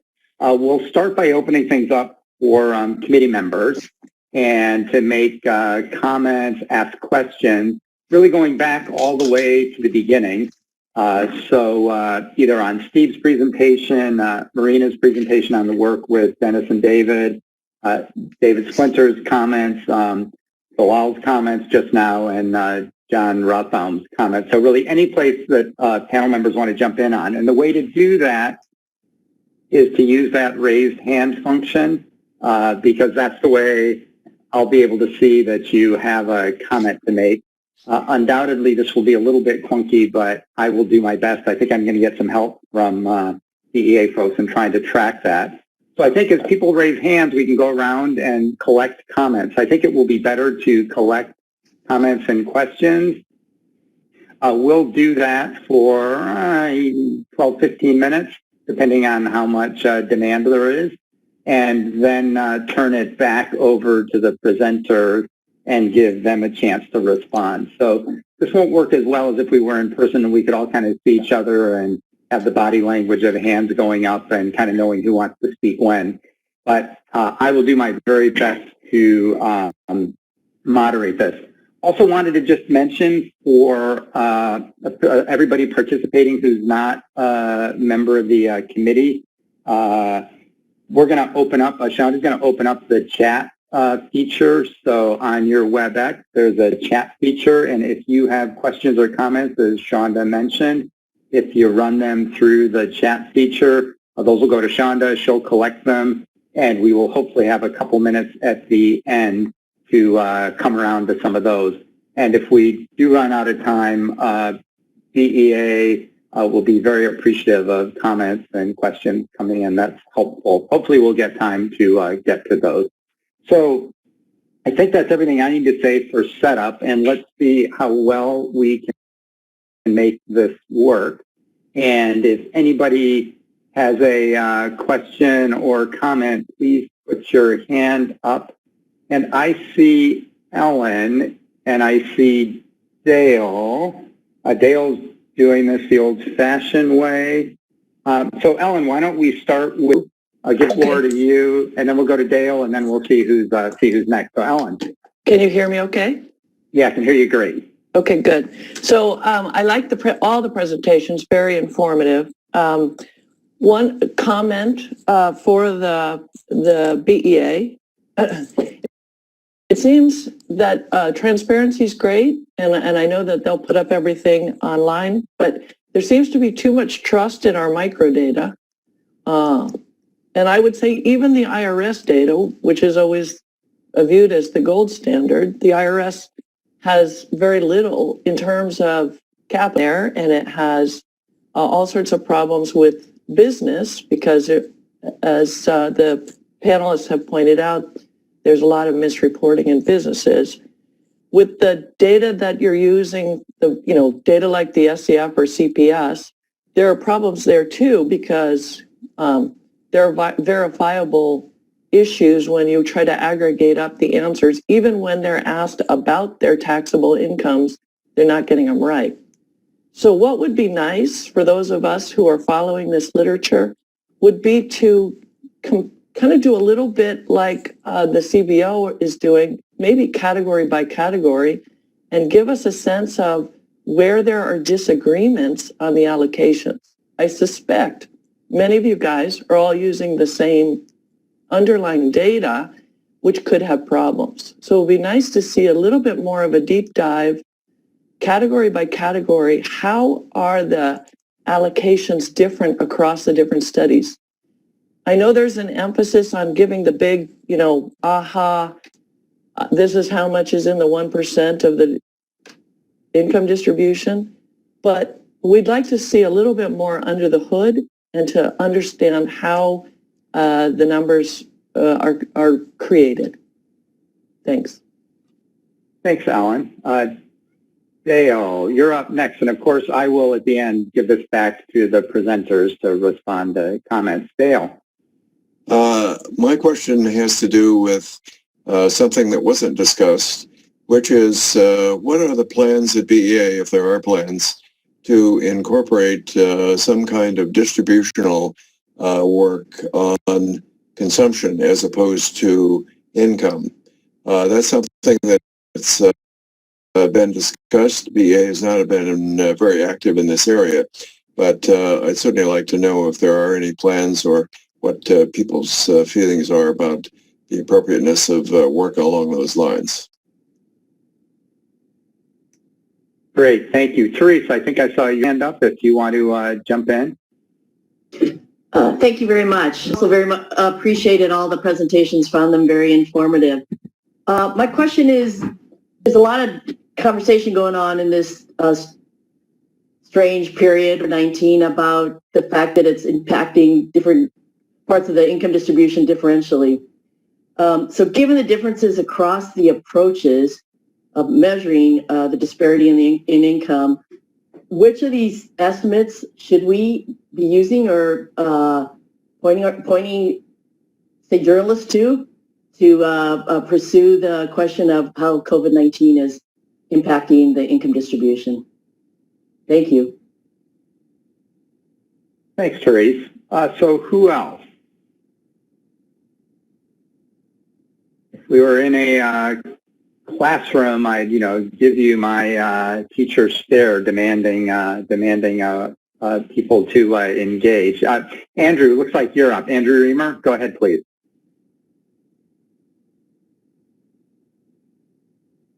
You need to unmute. Can't hear you.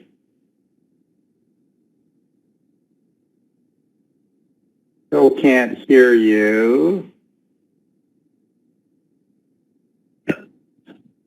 That sounds better. That's great. Okay. Go ahead.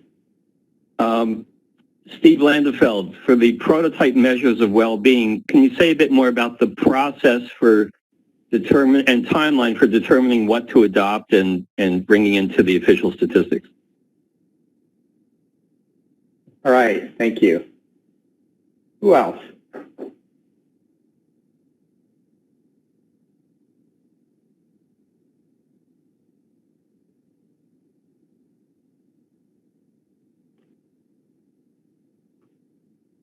Anybody else?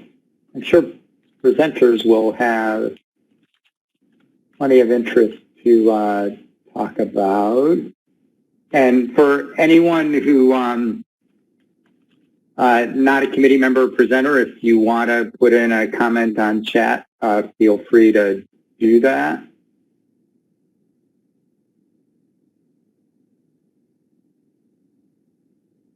Okay. Well, I'm going to go to presenters. Last call, if anybody else wants to jump in with comment or question. All right, so let's go back to presenters. I think the way I'd like to do this is to there was one particular question for Steve Landefeld, so I think we can start with that. And then I think it would be interesting to go to Marina, Dennis, and David and give you a chance to reply to both some of the questions from the floor and also from the panelists.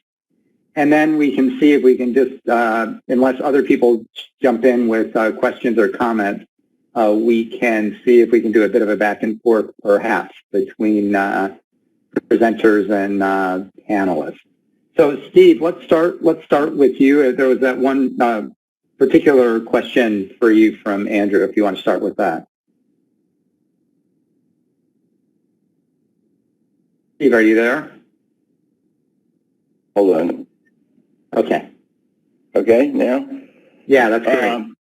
Okay, question, the satellite accounts. Now, I can't speak for the Bureau, but I think based on conversations, certainly the process would be something like put out the satellite accounts, vet them, make some decisions about the appropriate sets of assumptions, get some degree of confidence in the estimates, and then if they're within GDP, so to speak, I think they're more likely to come in. For example, if the health accounts come up with some better price deflators, working with BLS, that would certainly be, I would imagine, incorporated. Distribution of income, that's a component of personal income. I think most definitely when these things settle down and the researchers and the users feel comfortable with those, then those could be incorporated in account, in my view. I think some of the longer term ones where you've got substantial components of non-market income, for example, included, say you want to include that in your human capital estimates, those might never actually be brought into the accounts per se, but be in a set of one-off accounts that you might want. I just mentioned with respect to the other question from Dale about use of consumption, and also I'd add wealth. I know Dennis Bixler and his group have talked about those kinds of future extensions, so I leave that to Dennis to answer. Okay, thanks, Steve. Sure. So let's go to, and I'm still looking for hands if anybody else wants to get in, or anybody wants to offer a chat comment or question. But let's go back to Marina, Dennis, and David. So I don't know how the three of you want to allocate duties for responding to questions and comments, but lots here to respond to. Dan, can you hear me? Yes, I can hear you great. Hey, Dennis. Okay, so let me take a stab at the three questions from Ellen, Dale, and Therese, and Great. Then we can go to the discussion questions, which I think I'll let Marina handle. So for Ellen, it's a very good suggestion about looking at the details of the allocation. The question is, I'm not sure how we could go about doing that. We'd be more than happy to work with the other agencies to get the details on tax data or the SCF, but not sure how we would go about doing this. But you're right. We've always known that the methods of allocation are key to understanding the differences amongst the studies. So that's certainly something that we would want to look at. For Dale, we definitely have plans to look at the distribution of PCE. That's something that is on the agenda. Also on the agenda, more immediate, is to come up with a distribution of a disposable personal income. Since I think all the slides have shown the importance of taxes. I think David Splinter's slide even mentioned something that we should look at. Taxes, not to give the idea of a free lunch here when we look at transfers and not look at taxes. And so Therese asks a very interesting question. Which measure should we look at if we want to look at COVID-19? And I think the answer to that is really what's the perspective that you want to look at for the impact. If you're looking at a macro household perspective, then I think our measure is pretty good to look at that because it's all encompassing. But I think that a lot of people who are looking at the impact on the distribution of income are looking at it from the point of view of the household's ability to finance consumption. So you see a lot of stories here about people not being able to, because they're out of work and because they're receiving unemployment or the supplemental payments from the Treasury, is this enough to sustain the household consumption? And I'm not sure in that perspective if it's our distribution of income because of the number of imputations in there, that's the one you would want to look at. There you might want to look at a distribution that's more based on actual funds available for consumption. That would be my perspective. All right. Thanks, Dennis. I'm going to just add in one more question that came from Connie Citro. And I think this may be one, Marina, that you want to add onto your list. And I think actually, David, Hillel, and John, you might also have a thought on this. And here's the question to add in. It goes as follows. How does one justify including the entire value of Medicare and Medicaid in household income, given that Ann Case and Angus Beaton would call much of healthcare expenditures a tax on households that should be treated as income to providers? So I just toss that out for people to react to. Marina, why don't we turn it to you, or however you want to allocate with David and Dennis to respond to some of the other questions from panelists and some of the comments, both from committee members and also from the three panelists who offered different perspectives on how to handle some of these issues. Okay, thank you. So let me just start with the most recent question while it's on everyone's minds, and I'll circle back to the panelists. Regarding Medicare and Medicaid, the reason that we have to allocate the full amounts here is because they are components of personal income, right, of which 99.9% is household income rather than the nonprofit sector. So our goal as far as BEA estimates is precisely to allocate all of those components of household income. And I'm aware of Deaton's comments regarding Medicare and Medicaid, as well as those of some others, which say that sometimes there are income items which are not necessarily appropriate to allocate to households based on an imputed sort of value, right? Like an expenditure approach as compared to sort of an accrual approach and so on.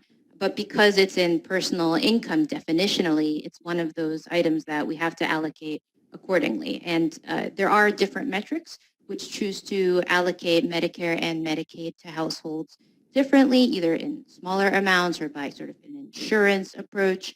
but that's not what we have to do as the BEA with the goal of our exercise. I'd like to thank our discussants for their excellent comments, which clearly are very well thought out and took substantial preparation and are of great use to us.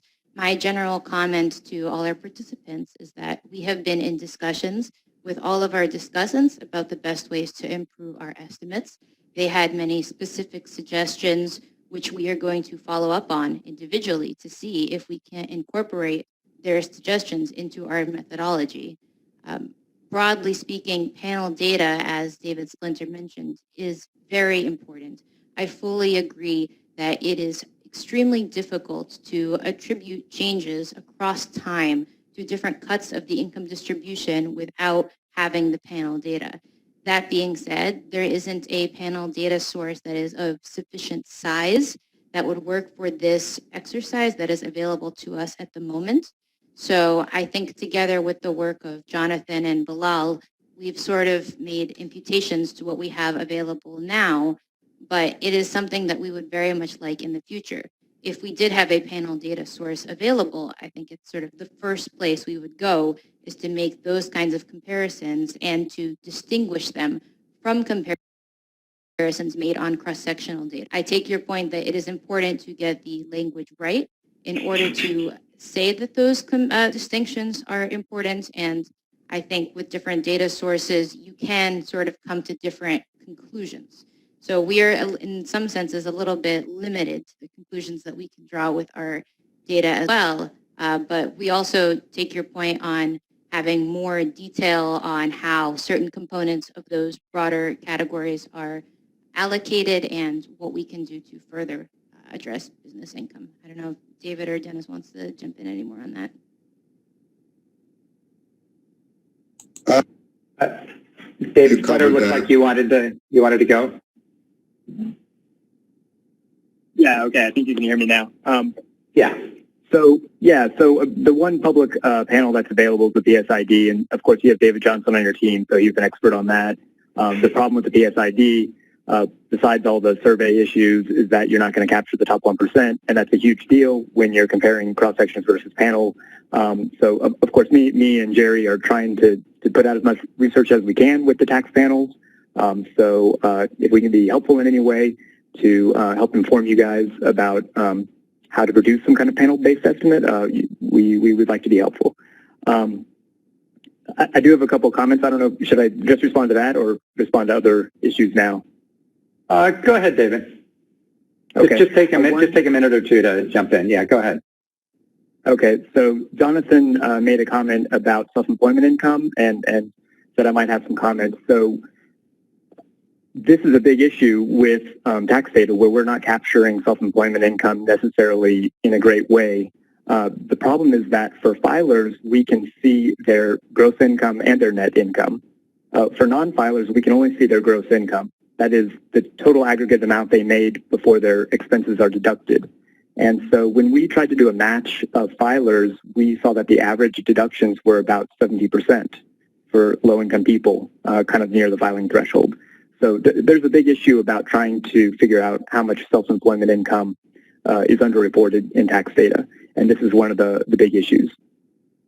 I totally agree with Dennis that measuring disposable income is going to be a huge contribution.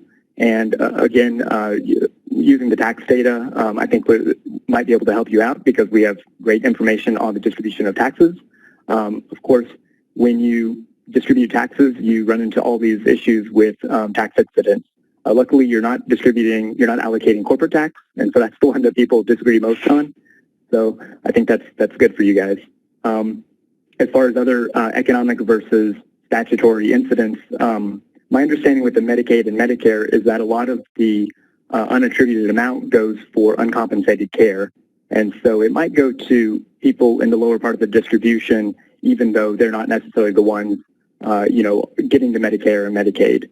But yeah, this is always a huge issue that is brought up as far as economic incidents. All right. Finally, okay, sure.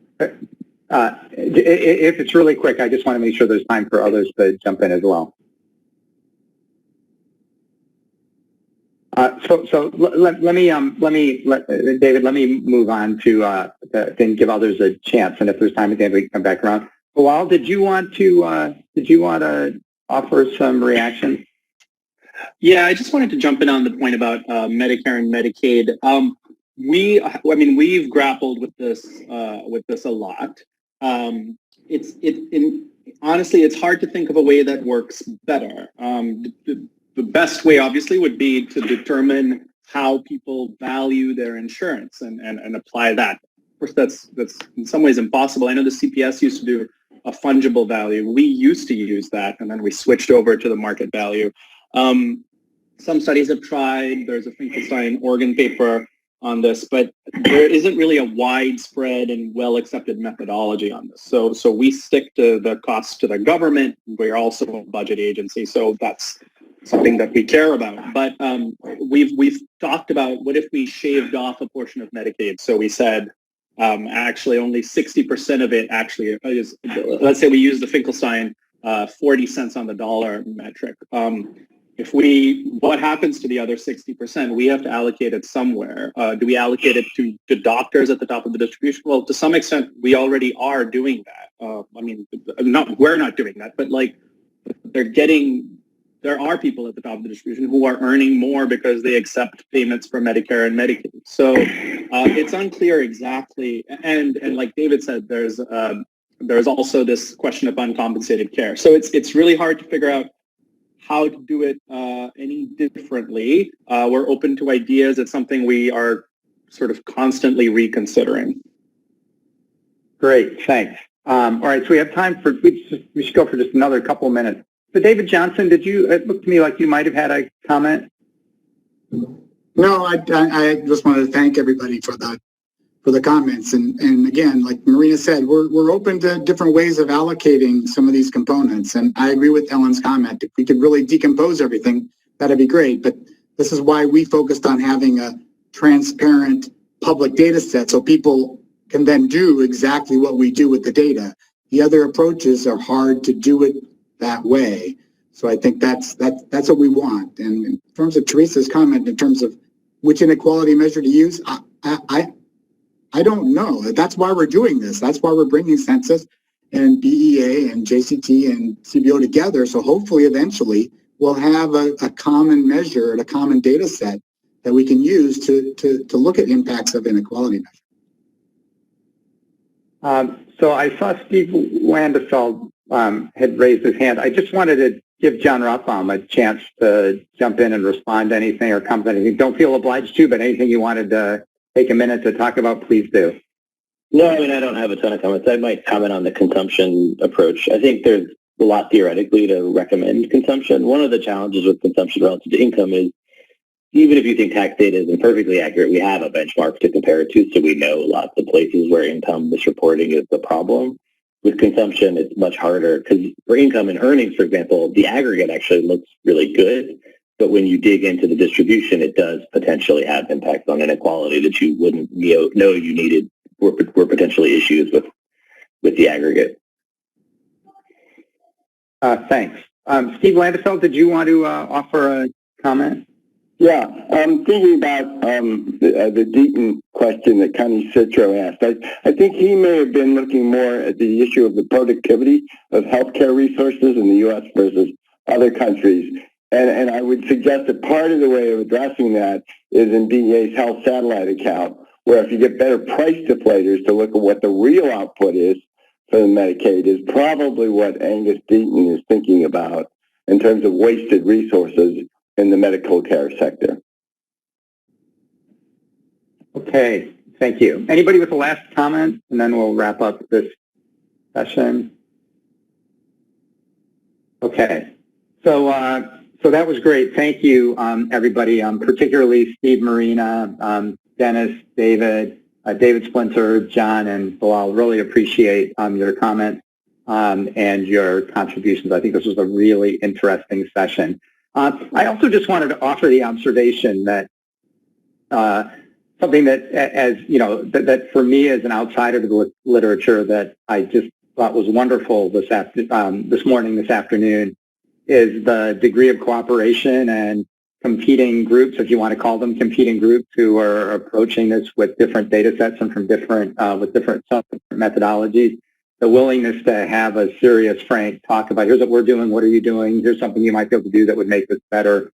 And I think that level of cooperation amongst everyone in the agency is really going to help move this literature forward. So just as an outsider to this literature, it's really wonderful to see that. Okay, so we're going to just keep going. I know it's hard to stay focused with online stuff. My students go crazy after about 50 minutes of staring at the screen. But we're going to keep going because we do want to try to wrap up before it gets too late. So as I said, great session. And special thanks to the panelists who came from outside BEA. Really appreciate your expertise and contributions today. So here's the plan for our next session. Next session is thinking about the national accounts and COVID and how COVID gets captured in the national accounts. And here's the plan. Eric Strassner and Ben Mandel and Mark Ludwig are going to take about 10 minutes to just give kind of a broad overview of how BEA has handled COVID, particularly in the first quarter GDP numbers that recently were released and got so much attention.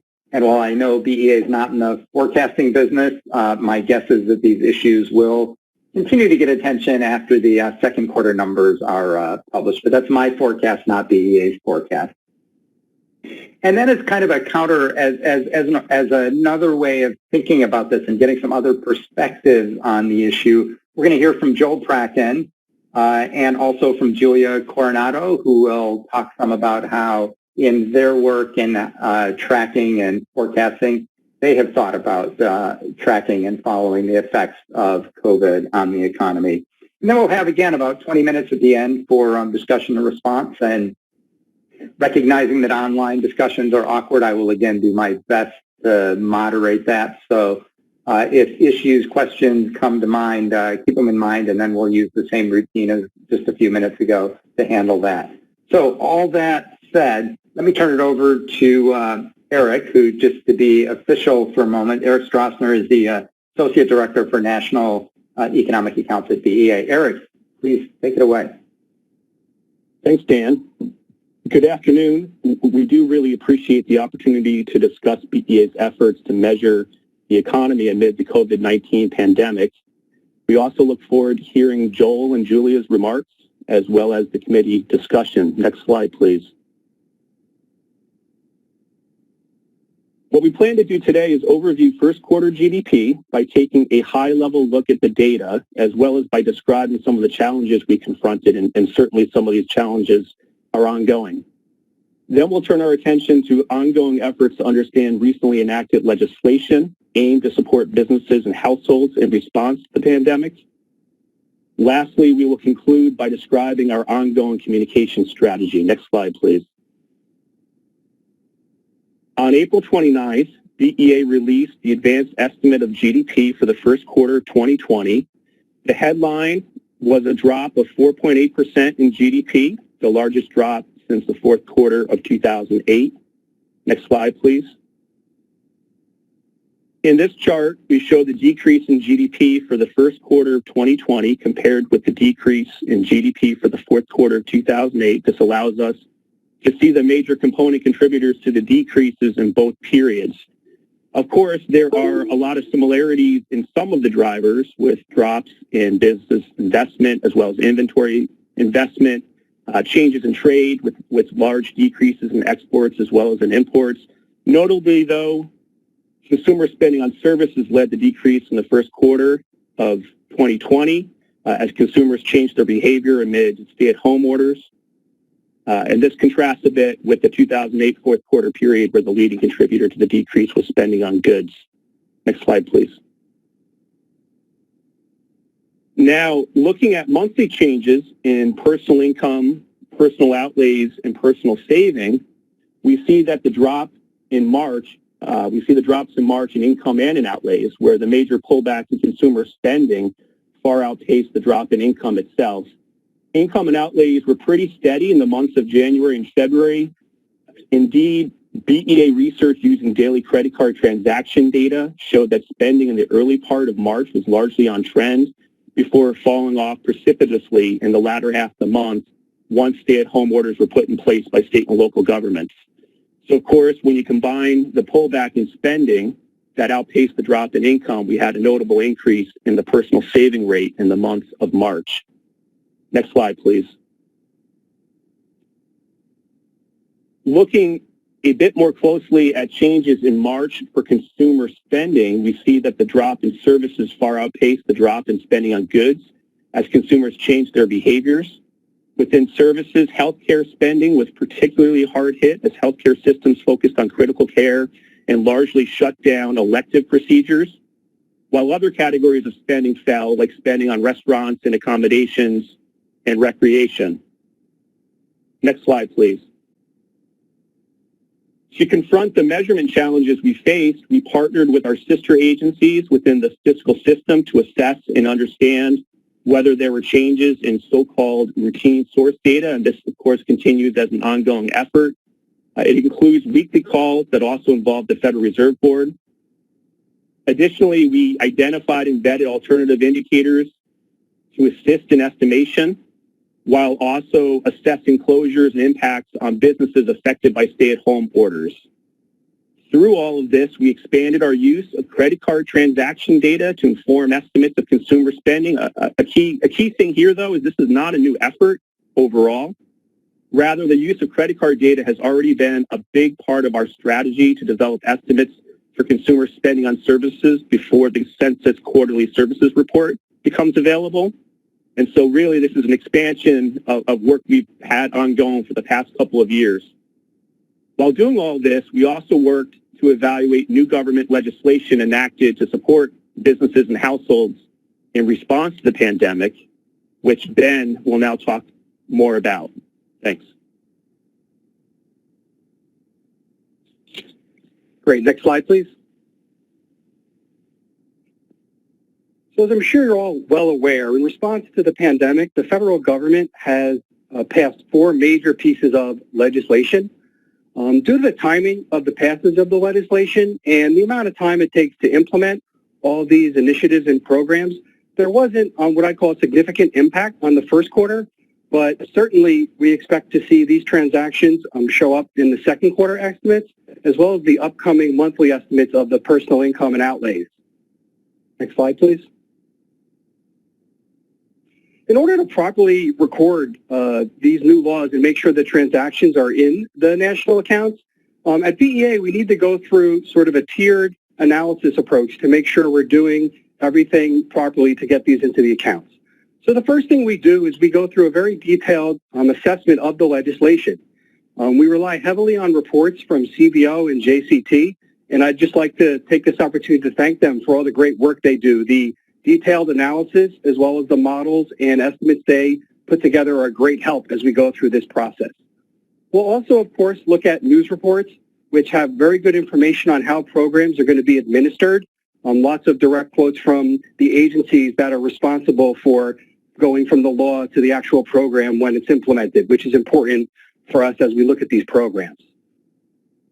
The next thing that we need to do is look at how we're going to actually classify these transactions in the national accounts. The government data that we get doesn't, exactly conform to the definitions that we have, so we need to make sure that we're applying the correct economic principles.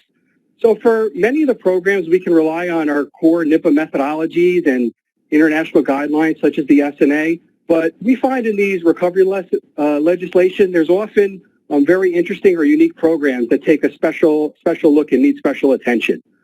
One thing that we'd like to highlight was recently a group through the United Nations Statistical Division, a working group, got together and looked at new legislation related to COVID-19 and put out provisional guidance on how to handle these programs.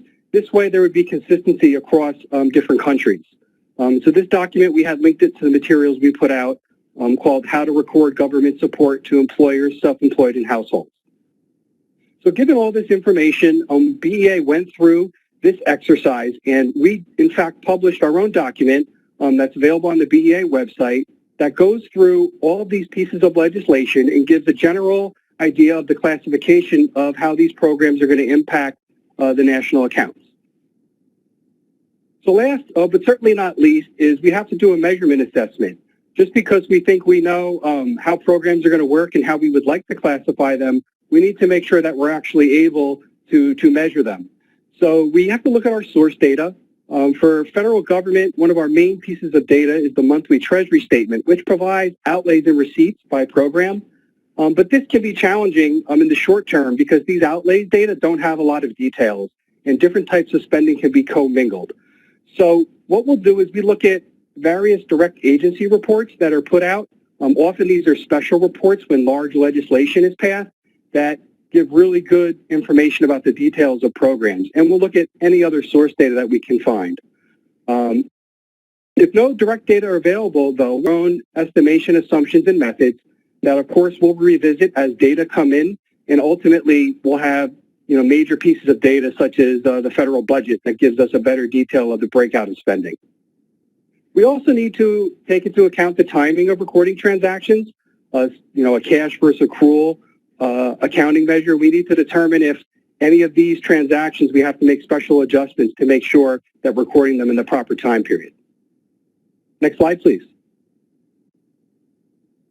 So a quick example of what we've done with this analysis is to take a look at one program, the Paycheck Protection Program, or PPP. I'll first say that BEA has put out a specific FAQ on this program on the BEA website that goes into detail about what I'm going to go over very briefly. So for this program, which is a loan program for small businesses that effectively has some provisions where if small businesses meet certain criteria, these loans can be forgiven.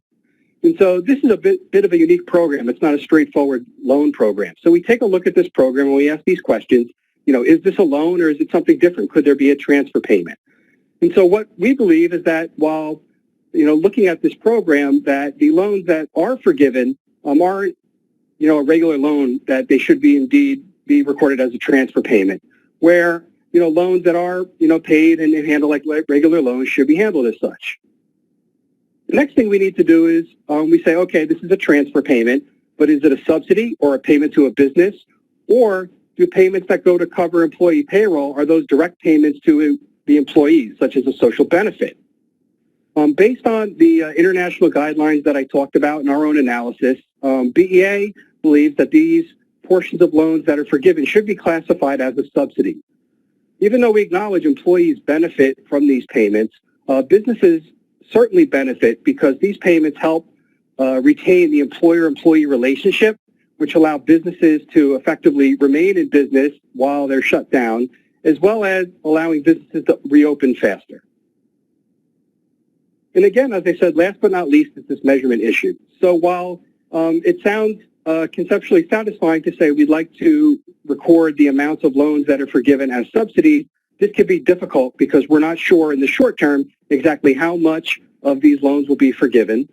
We also need to think about, as I said, timing differences as these loans or grants or subsidies are intended to cover 8 weeks of pay. So we need to look at those issues.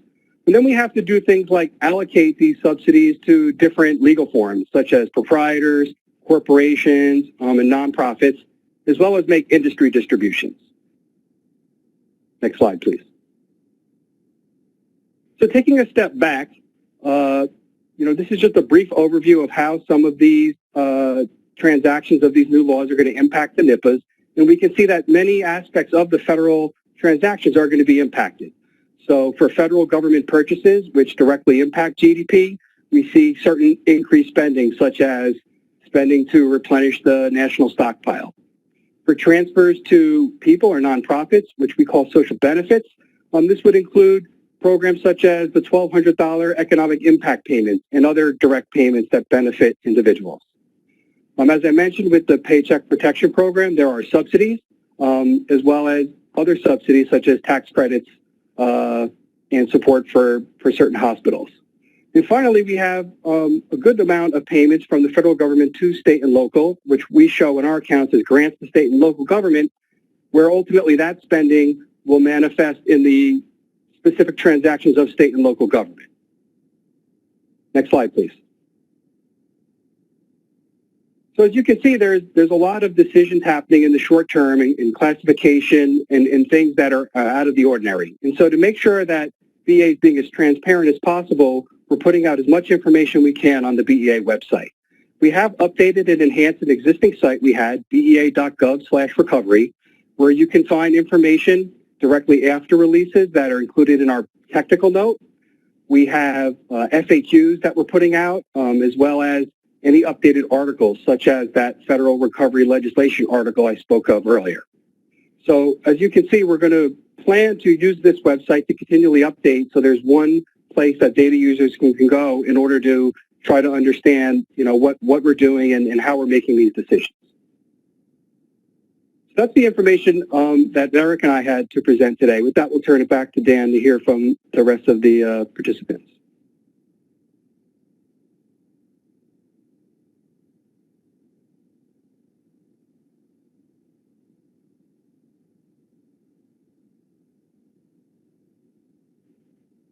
Yeah, you're muted.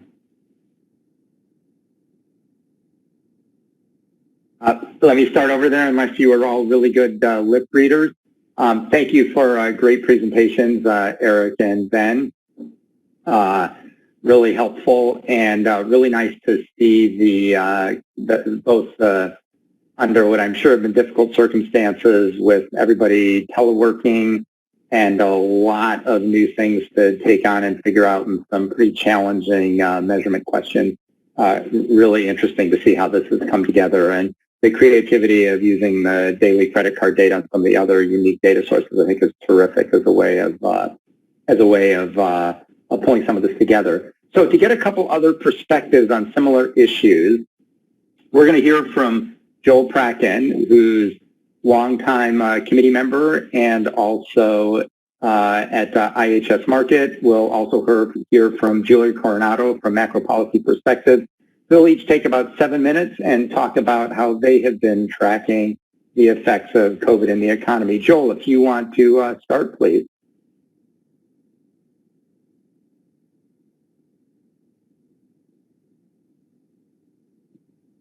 Dan, can you actually hear me? Yes, we can hear you now. That's great. Okay, good. Thanks. First of all, good morning, good afternoon. I hope everyone's well and safe. Enjoyed the meeting so far.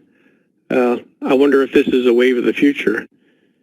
First of all, I think the agency really deserves some kudos here on 3 different fronts.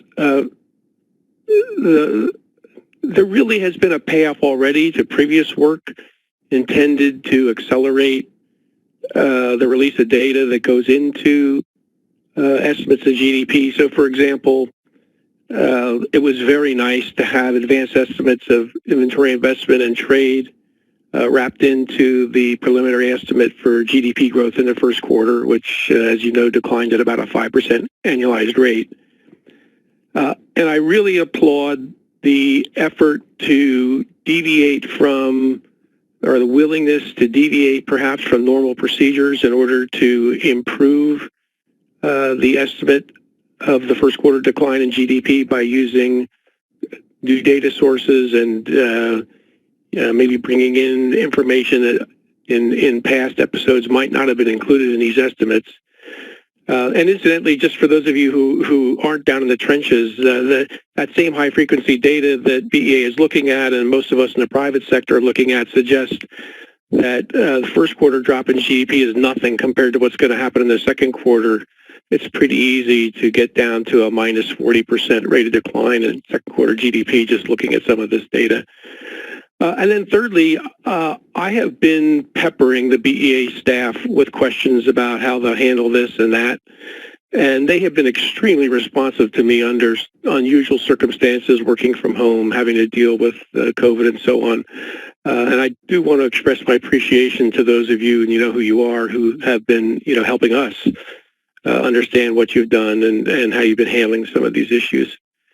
I thought the slide presentation was quite straightforward, so I'm simply going to alight on a few things that we're focused on here in the private sector forecasting business, in particular the PPP loan program. So by my reckoning, there's about $650 billion that have been allocated for these loans. And if they are forgiven in total, they would show up as subsidies somehow or another in the national accounts. I just Joel, did you want to advance your slide? I have no slides, Dan. I should have said that. Got it. Thank you. I'm just chatting. Got it. Thanks.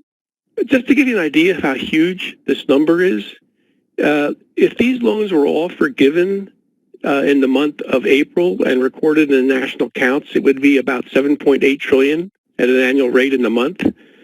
If they were forgiven and recorded over the 8-week period, which is the window of forgiveness for these programs, it would be $3.9 trillion at an annualized rate. If they're all forgiven in the second quarter, it would be $2.6 trillion at an annualized rate. These are really large numbers with the potential to introduce huge spikes in some of the series that we're charged with forecasting, and hence our extreme interest in how they're actually going to be treated in the national accounts. A couple words on that. My understanding is that no special adjustments will be made to allocate these subsidies to wage and salary income. That is, whatever the source data on wage and salary income is from the BLS Establishment Survey, it will be assumed that that wage and salary data includes whatever wages and salaries are paid for by forgiven PPP loans. Looking at the wage data in April, which might be a little bit early to see any of this, I see very little evidence that there was a huge spike in wage and salary income here. Either that or the decline in wages and salaries would have been epically larger than reported were it not for these programs. I'm not quite sure which it is. Sprinkling these subsidies across the other components of the net operating surplus in the private sector, profits, proprietors' income, maybe rental income too. To give you an idea, that $2.6 trillion at an annualized rate in one quarter would be about twice the total amount of proprietors' income and kind of about twice the total amount of corporate profit. So these are really big numbers. And I'm assuming that BEA will actually have to make some explicit adjustments here because the source data that they're collecting on profits and prop income probably will not reflect the impact of these loans. So we're very interested to see, what happens there. And then I'm particularly interested in whether this drives some sort of wedge between source data for corporate profits, which I take as S&P operating earnings of some sort, and the NIPA definition of corporate profits. I want to move on to one question that I have, and then I'll be done. We have been initially concerned that the source data on services is initially less than satisfactory, and that you don't get a really good estimate of many components of services until you actually get the survey of the quarterly survey of services, which for the first quarter won't come for a while yet, and for the second quarter won't come for a much longer while. And we've been thinking to ourselves that there's a potential for a very substantial downward revision in initial estimates of the first and second quarters if components of services which traditionally have just assumed to be trended until the survey results are available are then replaced with real data that has collapsed. And I'm wondering if you could comment on the possibility of such downward revisions, or is it the case that you have moved so aggressively to replace some of the areas where you in the past have just assumed trends until the survey results are in with high frequency data that we don't have to worry about that potential for large downward revisions? And then finally, I really applaud the FAQs you've been putting out. They're very, very helpful. The more the better. Keep them coming. And that's all I've got, Dan. Thank you, Joel. That was terrific. Julia, do you want to take about 7 minutes or so and tell us how you've been thinking about these issues? Yes, I would love to. Can you hear me? Okay. Yes, can hear you great. Can hear you great.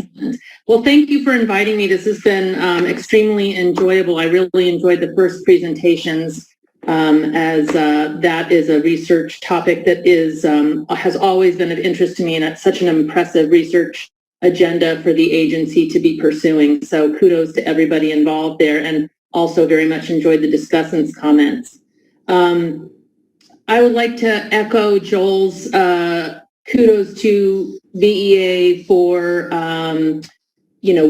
the work that you've been doing. We've also, as users of the data and forecasters, been actively engaged in asking questions of both the BEA and the BLS.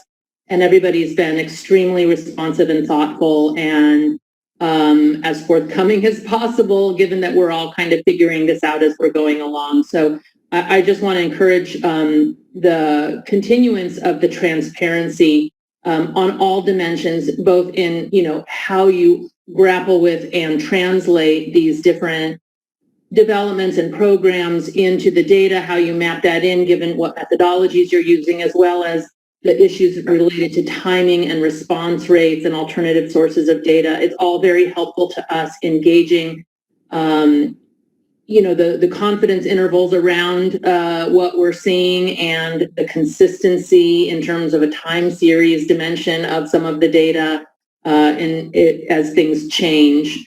So all of that transparency is very helpful. So my first comment/suggestion is around presentation of the data. So the FAQs are incredibly helpful, but as Joel highlighted, what we're about to see in Q2 is going to just blow the roof off of everything we've ever seen. And for example, I have to take a moment after each of the higher frequency data releases and gather myself, as just looking at the levels alone is mind-numbing. So I think actually considering presentational changes and special presentations or special tables is worth doing. I noticed that when the CBO put out their outlook in the blog that they wrote around their refreshed outlook, they included a couple of line items in their summary table. So in addition to the annualized growth rates, they included the unannualized growth rates. You guys have an FAQ on why we do annualized, which is understood, but it's going to be particularly bizarre to look at those in the next 4 quarters, so at least.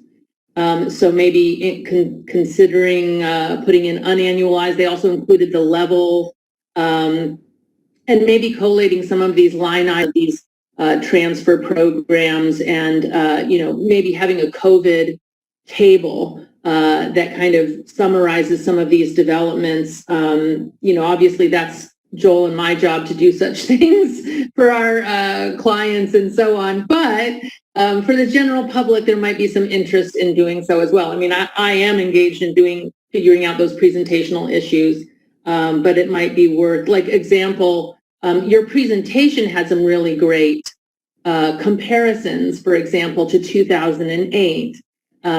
Maybe looking at things as a percent of Q4 2019. That's another way of looking at not just the growth rates, but sort of how deep is the hole and how much are we coming back from the hole. So it sounds like you guys have a team, a sort of a COVID team that you're putting together that's dealing with all of these measurement issues and putting together these FAQs. Maybe, having a special table and or section of the release devoted to that would be worth considering. Then I just had a couple of comments/questions on measurement issues. And the first one is around, the notion of a lot of these programs is building a bridge of financing across the COVID epidemic. And so, with the PPP, you grappled with that in terms of, is this a loan? Is this a subsidy? And it seems more clear cut on the intent on that. There are other elements, and now I'm thinking, for example, of the Fed's interventions and the sort of Fed Treasury fiscal coordination that's going on with the $454 billion allocated for lending programs. And yes, as the Fed is emphasizing their lending, not spending programs, and you have, detailed in the FAQs how, that you don't really capture loans in the accounts, that these are more, they go in the flow of funds, they go into capital gains, et cetera. But I wonder, it's not all that clear cut in this circumstance, right? So if you look at the Main Street lending facility, it's offering businesses $600 billion of loans with no payments or interest due for a year. That sure looks like a subsidy, and it's intended to be a subsidy. And so, I think there's a lot of gray area in this subsidy versus loan. And given the magnitude of this, we're channeling so much of the support. There's $4.5 trillion of lending capacity that is meant to be subsidizing. Just an open question of where do we draw the line, and is it worth considering, even if you don't filter that in as a subsidy directly? Is it worth maybe putting into a COVID table that there is this stream of support? After all, the $454 billion that was legislated is the loss absorbing capacity of these lending facilities. That is to say, that is the intended subsidy. That's the maximum subsidy under the CARES Act. So that is what they sort of have budgeted as a subsidy for the $4.5 trillion of lending capacity. So I don't know. I think there's some thinking that's worth doing about the subsidy versus loan divide, and how and whether some of that Federal Reserve fiscal interaction should be captured in the account somewhere. And then lastly, I would say, to the theme of the distributional issues that were the topic of the morning presentation, when I read some of the details of how you're dealing with the measurement, one thing that's clear about this are that there are massive distributional issues in what we're seeing right now. So, for example, you made the adjustment to personal income to address the timing of the employment survey, which is great methodology. But we now know from the April report and from the survey that the Fed did that the people losing their jobs are so dramatically disproportionately at the lower end of the income distribution. So are you going to go back and readjust that? Think about that in your estimates going forward. The thing that Chair Powell mentioned coming out of the Fed survey, that 40% of households making less than $40,000 lost their jobs. And we saw that as a unprecedented spike in average hourly earnings that reflected composition. So that's one issue, is how are you going to capture that distributional aspect in real time? And then I think that also affects the credit card data. That I just want to make sure that, when we're using these new methodologies, I feel a mixture of both excitement and hope, and also sort of nervousness, because credit card data, for example, yes, more and more transactions have been captured by electronic and credit card payments. On the other hand, the cash economy has also been growing in size relative to GDP. So cash currency in circulation has grown from 5.5% before the global financial crisis, and then it spiked to 8.7. It's been 8% in recent years, spiked to 8.7% in Q1. there are some international dimensions to this, but consistent with some of the findings of your rising income inequality over the last 10 years, the size of the cash economy is also growing, and so is that credit card data more biased in terms of the population it's capturing and the spending patterns it's capturing, and how does that influence the measures, and just to make sure that we're keeping in mind these changes in distribution and how they're affecting the estimates, I think, because again, so much is epically different in this COVID crisis. The numbers we're seeing are something none of us have ever seen in our lifetimes, but and part of that is the distributional consequences of this are staggering and worth considering in terms of measuring this in real time. And I'll stop there. All right. Thank you, Julia. That was great.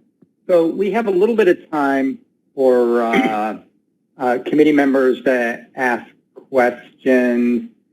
Same thing as before. If other participants want to put questions in by chat, that'd be great. I will do my best to moderate this. And again, use the raise hand function in WebEx if you can do that for committee members. And we can run a few minutes past 1 if there's enough to go on. I will just start.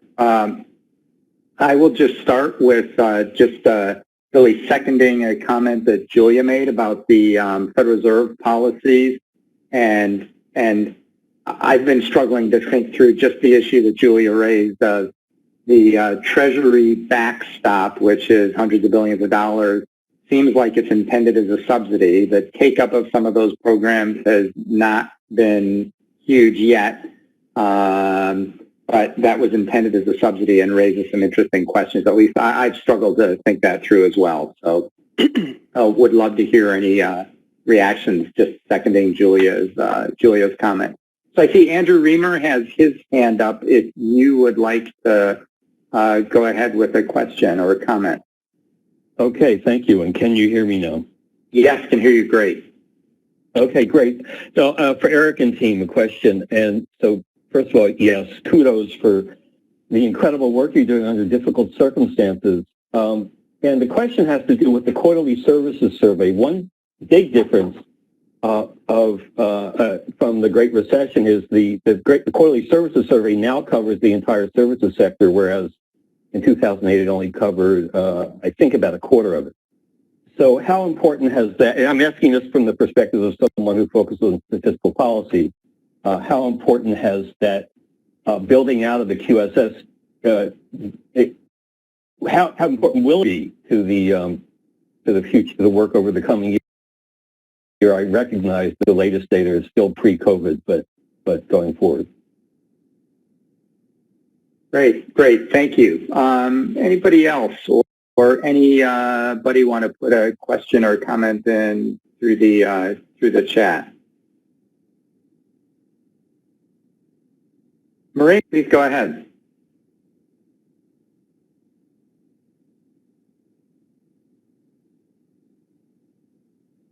Marie, you may be muted.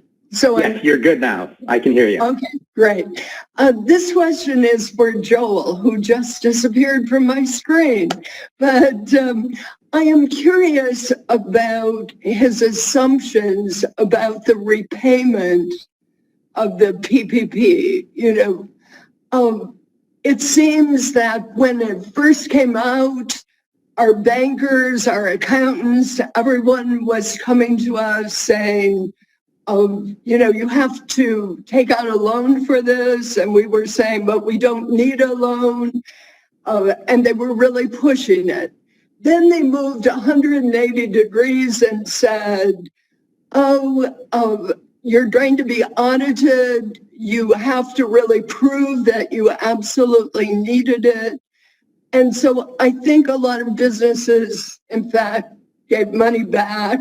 We had never taken it, but Many did give it back. And I think some that legitimately could have used it became frightened by the prospect of, okay, you take this money and you get an audit. So I'm wondering, what is the assumption now about the extent to which there actually is going to be forgiveness of this money, or are those taking the money in desperate need and probably not holding their employees employed during the period?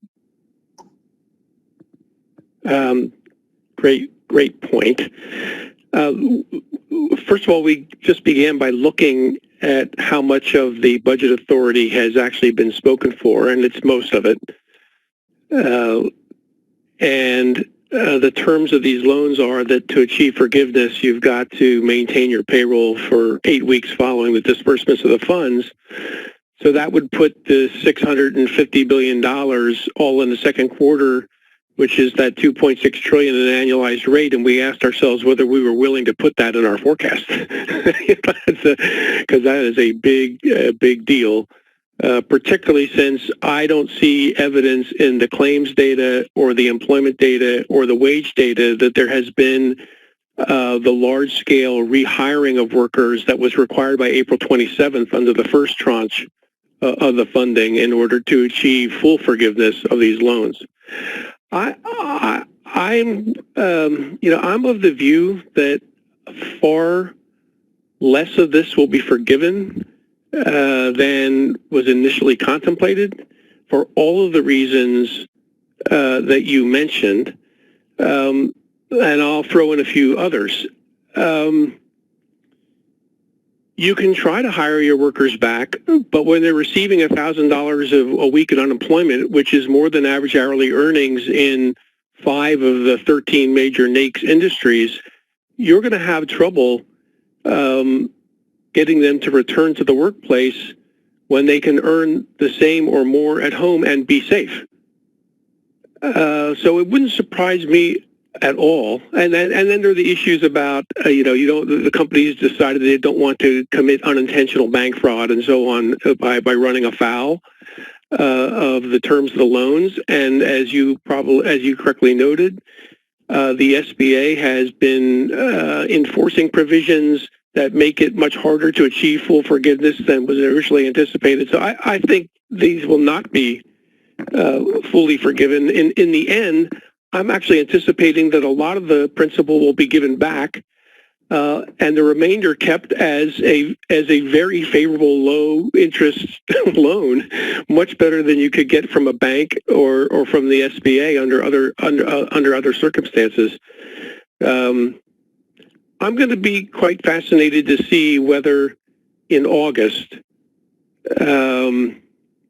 when the unemployment benefits, these exceptional unemployment benefits run out, and there's still some of these loans outstanding, whether there in fact is a massive rehiring of people at that point where the people coming off the unemployment benefits will want to accept those positions back, and there'll still be money in the tail of this program to hire them back. But we're not putting the full amount in our forecast as being forgiven. It's just too big and too uncertain for us to do that. Okay, thanks, Joel. I wanted to, Julia, did you have a quick comment? I wanted to give this back to Eric and Ben. No, okay. So Eric and Ben, I want to give you a chance to respond to comments from Joel, Julia, and others that have come in. Yeah, sure, thanks, Dan. This is Ben. Go ahead, Ben. You can start, please. Sorry, thanks. And thank you. And first, thank you for all the comments, especially from Joel and Julia. We really appreciate your comments. I'll start, and then, of course, Eric can follow up with any additional insights. So Joel talked a bit about the PPP, and Maureen followed with some good questions. And so first, I'll say, as I mentioned, this is certainly something we're looking at right now, and sort of the story does seem to change. The first thing is, I think we'll certainly just agree to start with, we don't think the full amount of the program will be forgiven We don't think that's the case. But some things to point out are first that the amount of loans that have been sort of reported as being approved or obligated haven't all been dispersed, and that's certainly a important distinction. That the $650 billion total was allocated in two different pieces of legislation, so there's timing there as well.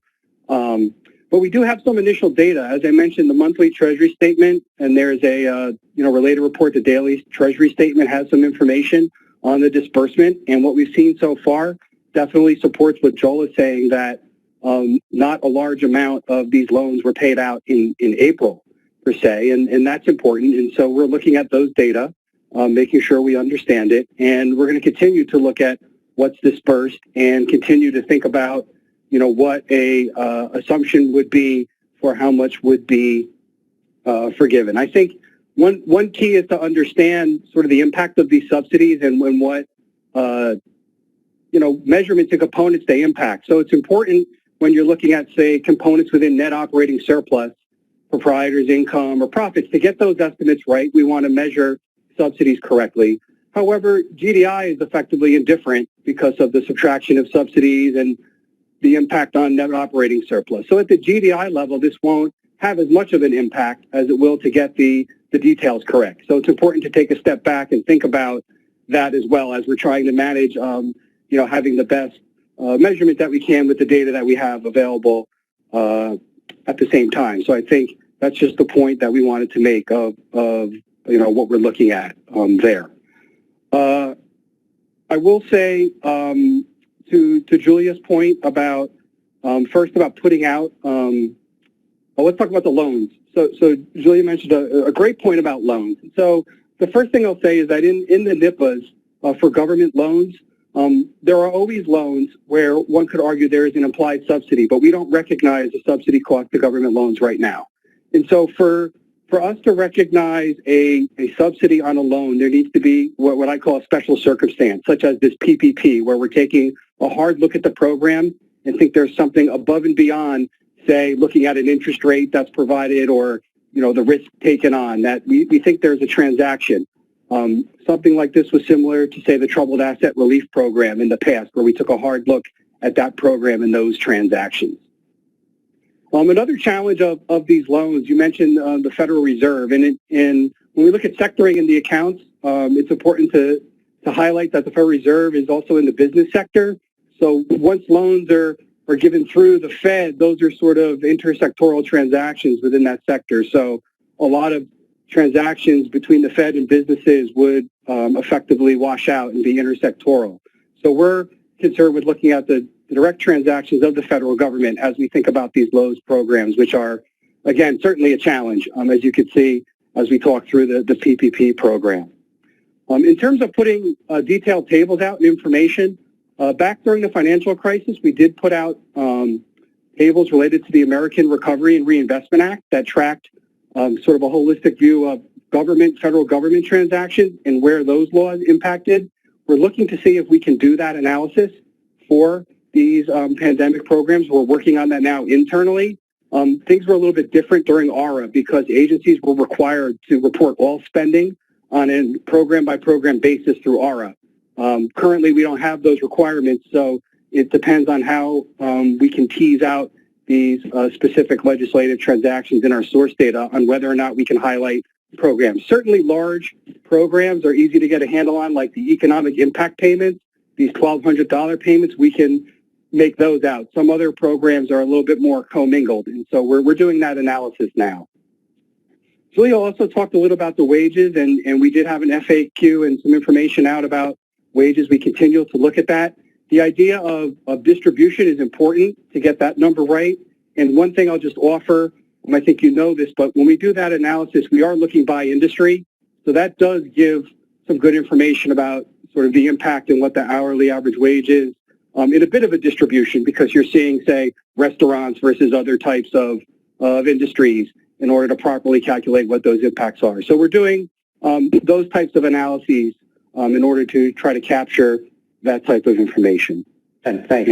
That's great. Just last quick comment, and then I want to give Eric a chance to jump in. Okay, Eric, anything you want to add on?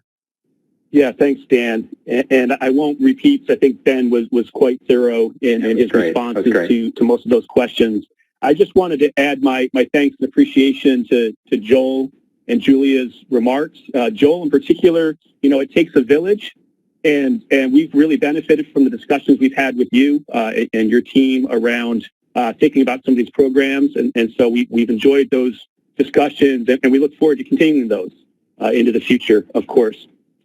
A comment around source data. So certainly credit to the statistical system and the advances that the Census Bureau has made in releasing early estimates, advanced estimates, information in time for BEA's advanced GDP report. So this includes, of course, inventories, as well as advanced international trade, the quarterly services report that will be available this month for the second estimate. And then also with the BLS, with price indexes in particular for the services sector. So we are, of course, in a far better position now because of the quality source data that's in place, and we're benefiting from that, of course. And this also, of course, touches on Andrew's comment overall about the expansion of QSS. As we move forward, we are very focused on thinking about presentational changes, much like Ben hit on. So to the extent we can, we will begin to release impact analysis tables beginning this month with the statistical release at the end of the month. And we certainly take on board all those comments, Julia, about thinking about quarterly rates and thinking about how we can get better information out to the public to help explain and interpret our statistics. And the last thing I'll just say around the use of credit card data, as well as some of our other alternative techniques. So certainly we're trying to be very careful as best we can about potential biases one way or the other in some of the data that we're using and the techniques we're using to really do thorough analysis at the sort of line by line level, if you will. And so one of the things we've implemented as part of our approach with these rounds of current estimate cycles, with the advanced estimate last month, with this cycle, we meet early and often with our teams to assess where progress has been made, to really be able to think about the thorny issues that might impact the way to approach the estimation. And so it's a real team effort at BEA and throughout the statistical system. Thank you. Thanks, Eric. So I think we'll end the session there. So thanks, Eric, Ben, Joel, Julia, Mark. I know you had a role in this work too. Thank you for comments and contributing. Really, I think a valuable session. So as we wrap up, first, just thanks to everyone for bearing through online meeting. Seems for me half my life is online now, and it's not always the easiest to maintain focus. And so thanks to everybody for both contributing and for staying focused and staying engaged throughout the meeting. Marie, let me turn it over to you for just a minute if I could. Sure. Thanks, Dan. And I really value, and along with my colleagues, you're stepping in as the new chair of the advisory committee, but then leading today's meeting. And I think your hand practice through work with your students and experience in these kinds of meetings was very evident. I thought we had a lively exchange of ideas, and I know from BEA's perspective, we got valuable input on these two important areas of work. And it's not quite the same as being in person and having a lot of good conversations, but I thought it was a really excellent experience for all of us. I just want to thank all the committee members who stuck with us, who made comments, participated in the discussions. Thank the outside participants who commented on our work, and especially thank my colleagues who I think really gave excellent presentations and, brought to your awareness some of the things that we're grappling with. But before turning it back to you, Dan, I really have to say that we couldn't have had today's advisory committee meeting without a team of BEA colleagues who both stood up and ran today's meeting behind the scenes. just name two, which is risky because there's so many people who contributed, but Shonda Valonis and Gianna Morone have, led the work on the advisory committee when we meet in person. Yes, give the virtual class. Thanks everyone. Yeah. And you just did an amazing job with your team having this be so successful in the WebEx online format. So thank you and congratulations for pulling this off. Back to you, Dan. Thanks, Mary. So let me just second Mary's thanks to the DEA team that made this meeting possible. There's a lot that goes into getting one of these online meetings organized and making all the mechanics work well. And the DEA folks who did that just did a terrific job, so thank you. So the next meeting, just to wrap up, the next meeting of the advisory committee is Friday, November 13th. I think that's a lucky day rather than an unlucky day. And I don't know if we'll be doing this again virtually or in person, but I look forward to seeing everyone again then at that meeting in November. So thanks very much. I think that wraps up today's meeting. I'm sure DEA folks welcome any follow-on emails or commentary from anyone today who has comments about the substance of the presentations and suggestions and ideas for DEA as they move forward on some of these hard issues. So thanks very much. See you all in November. Bye-bye.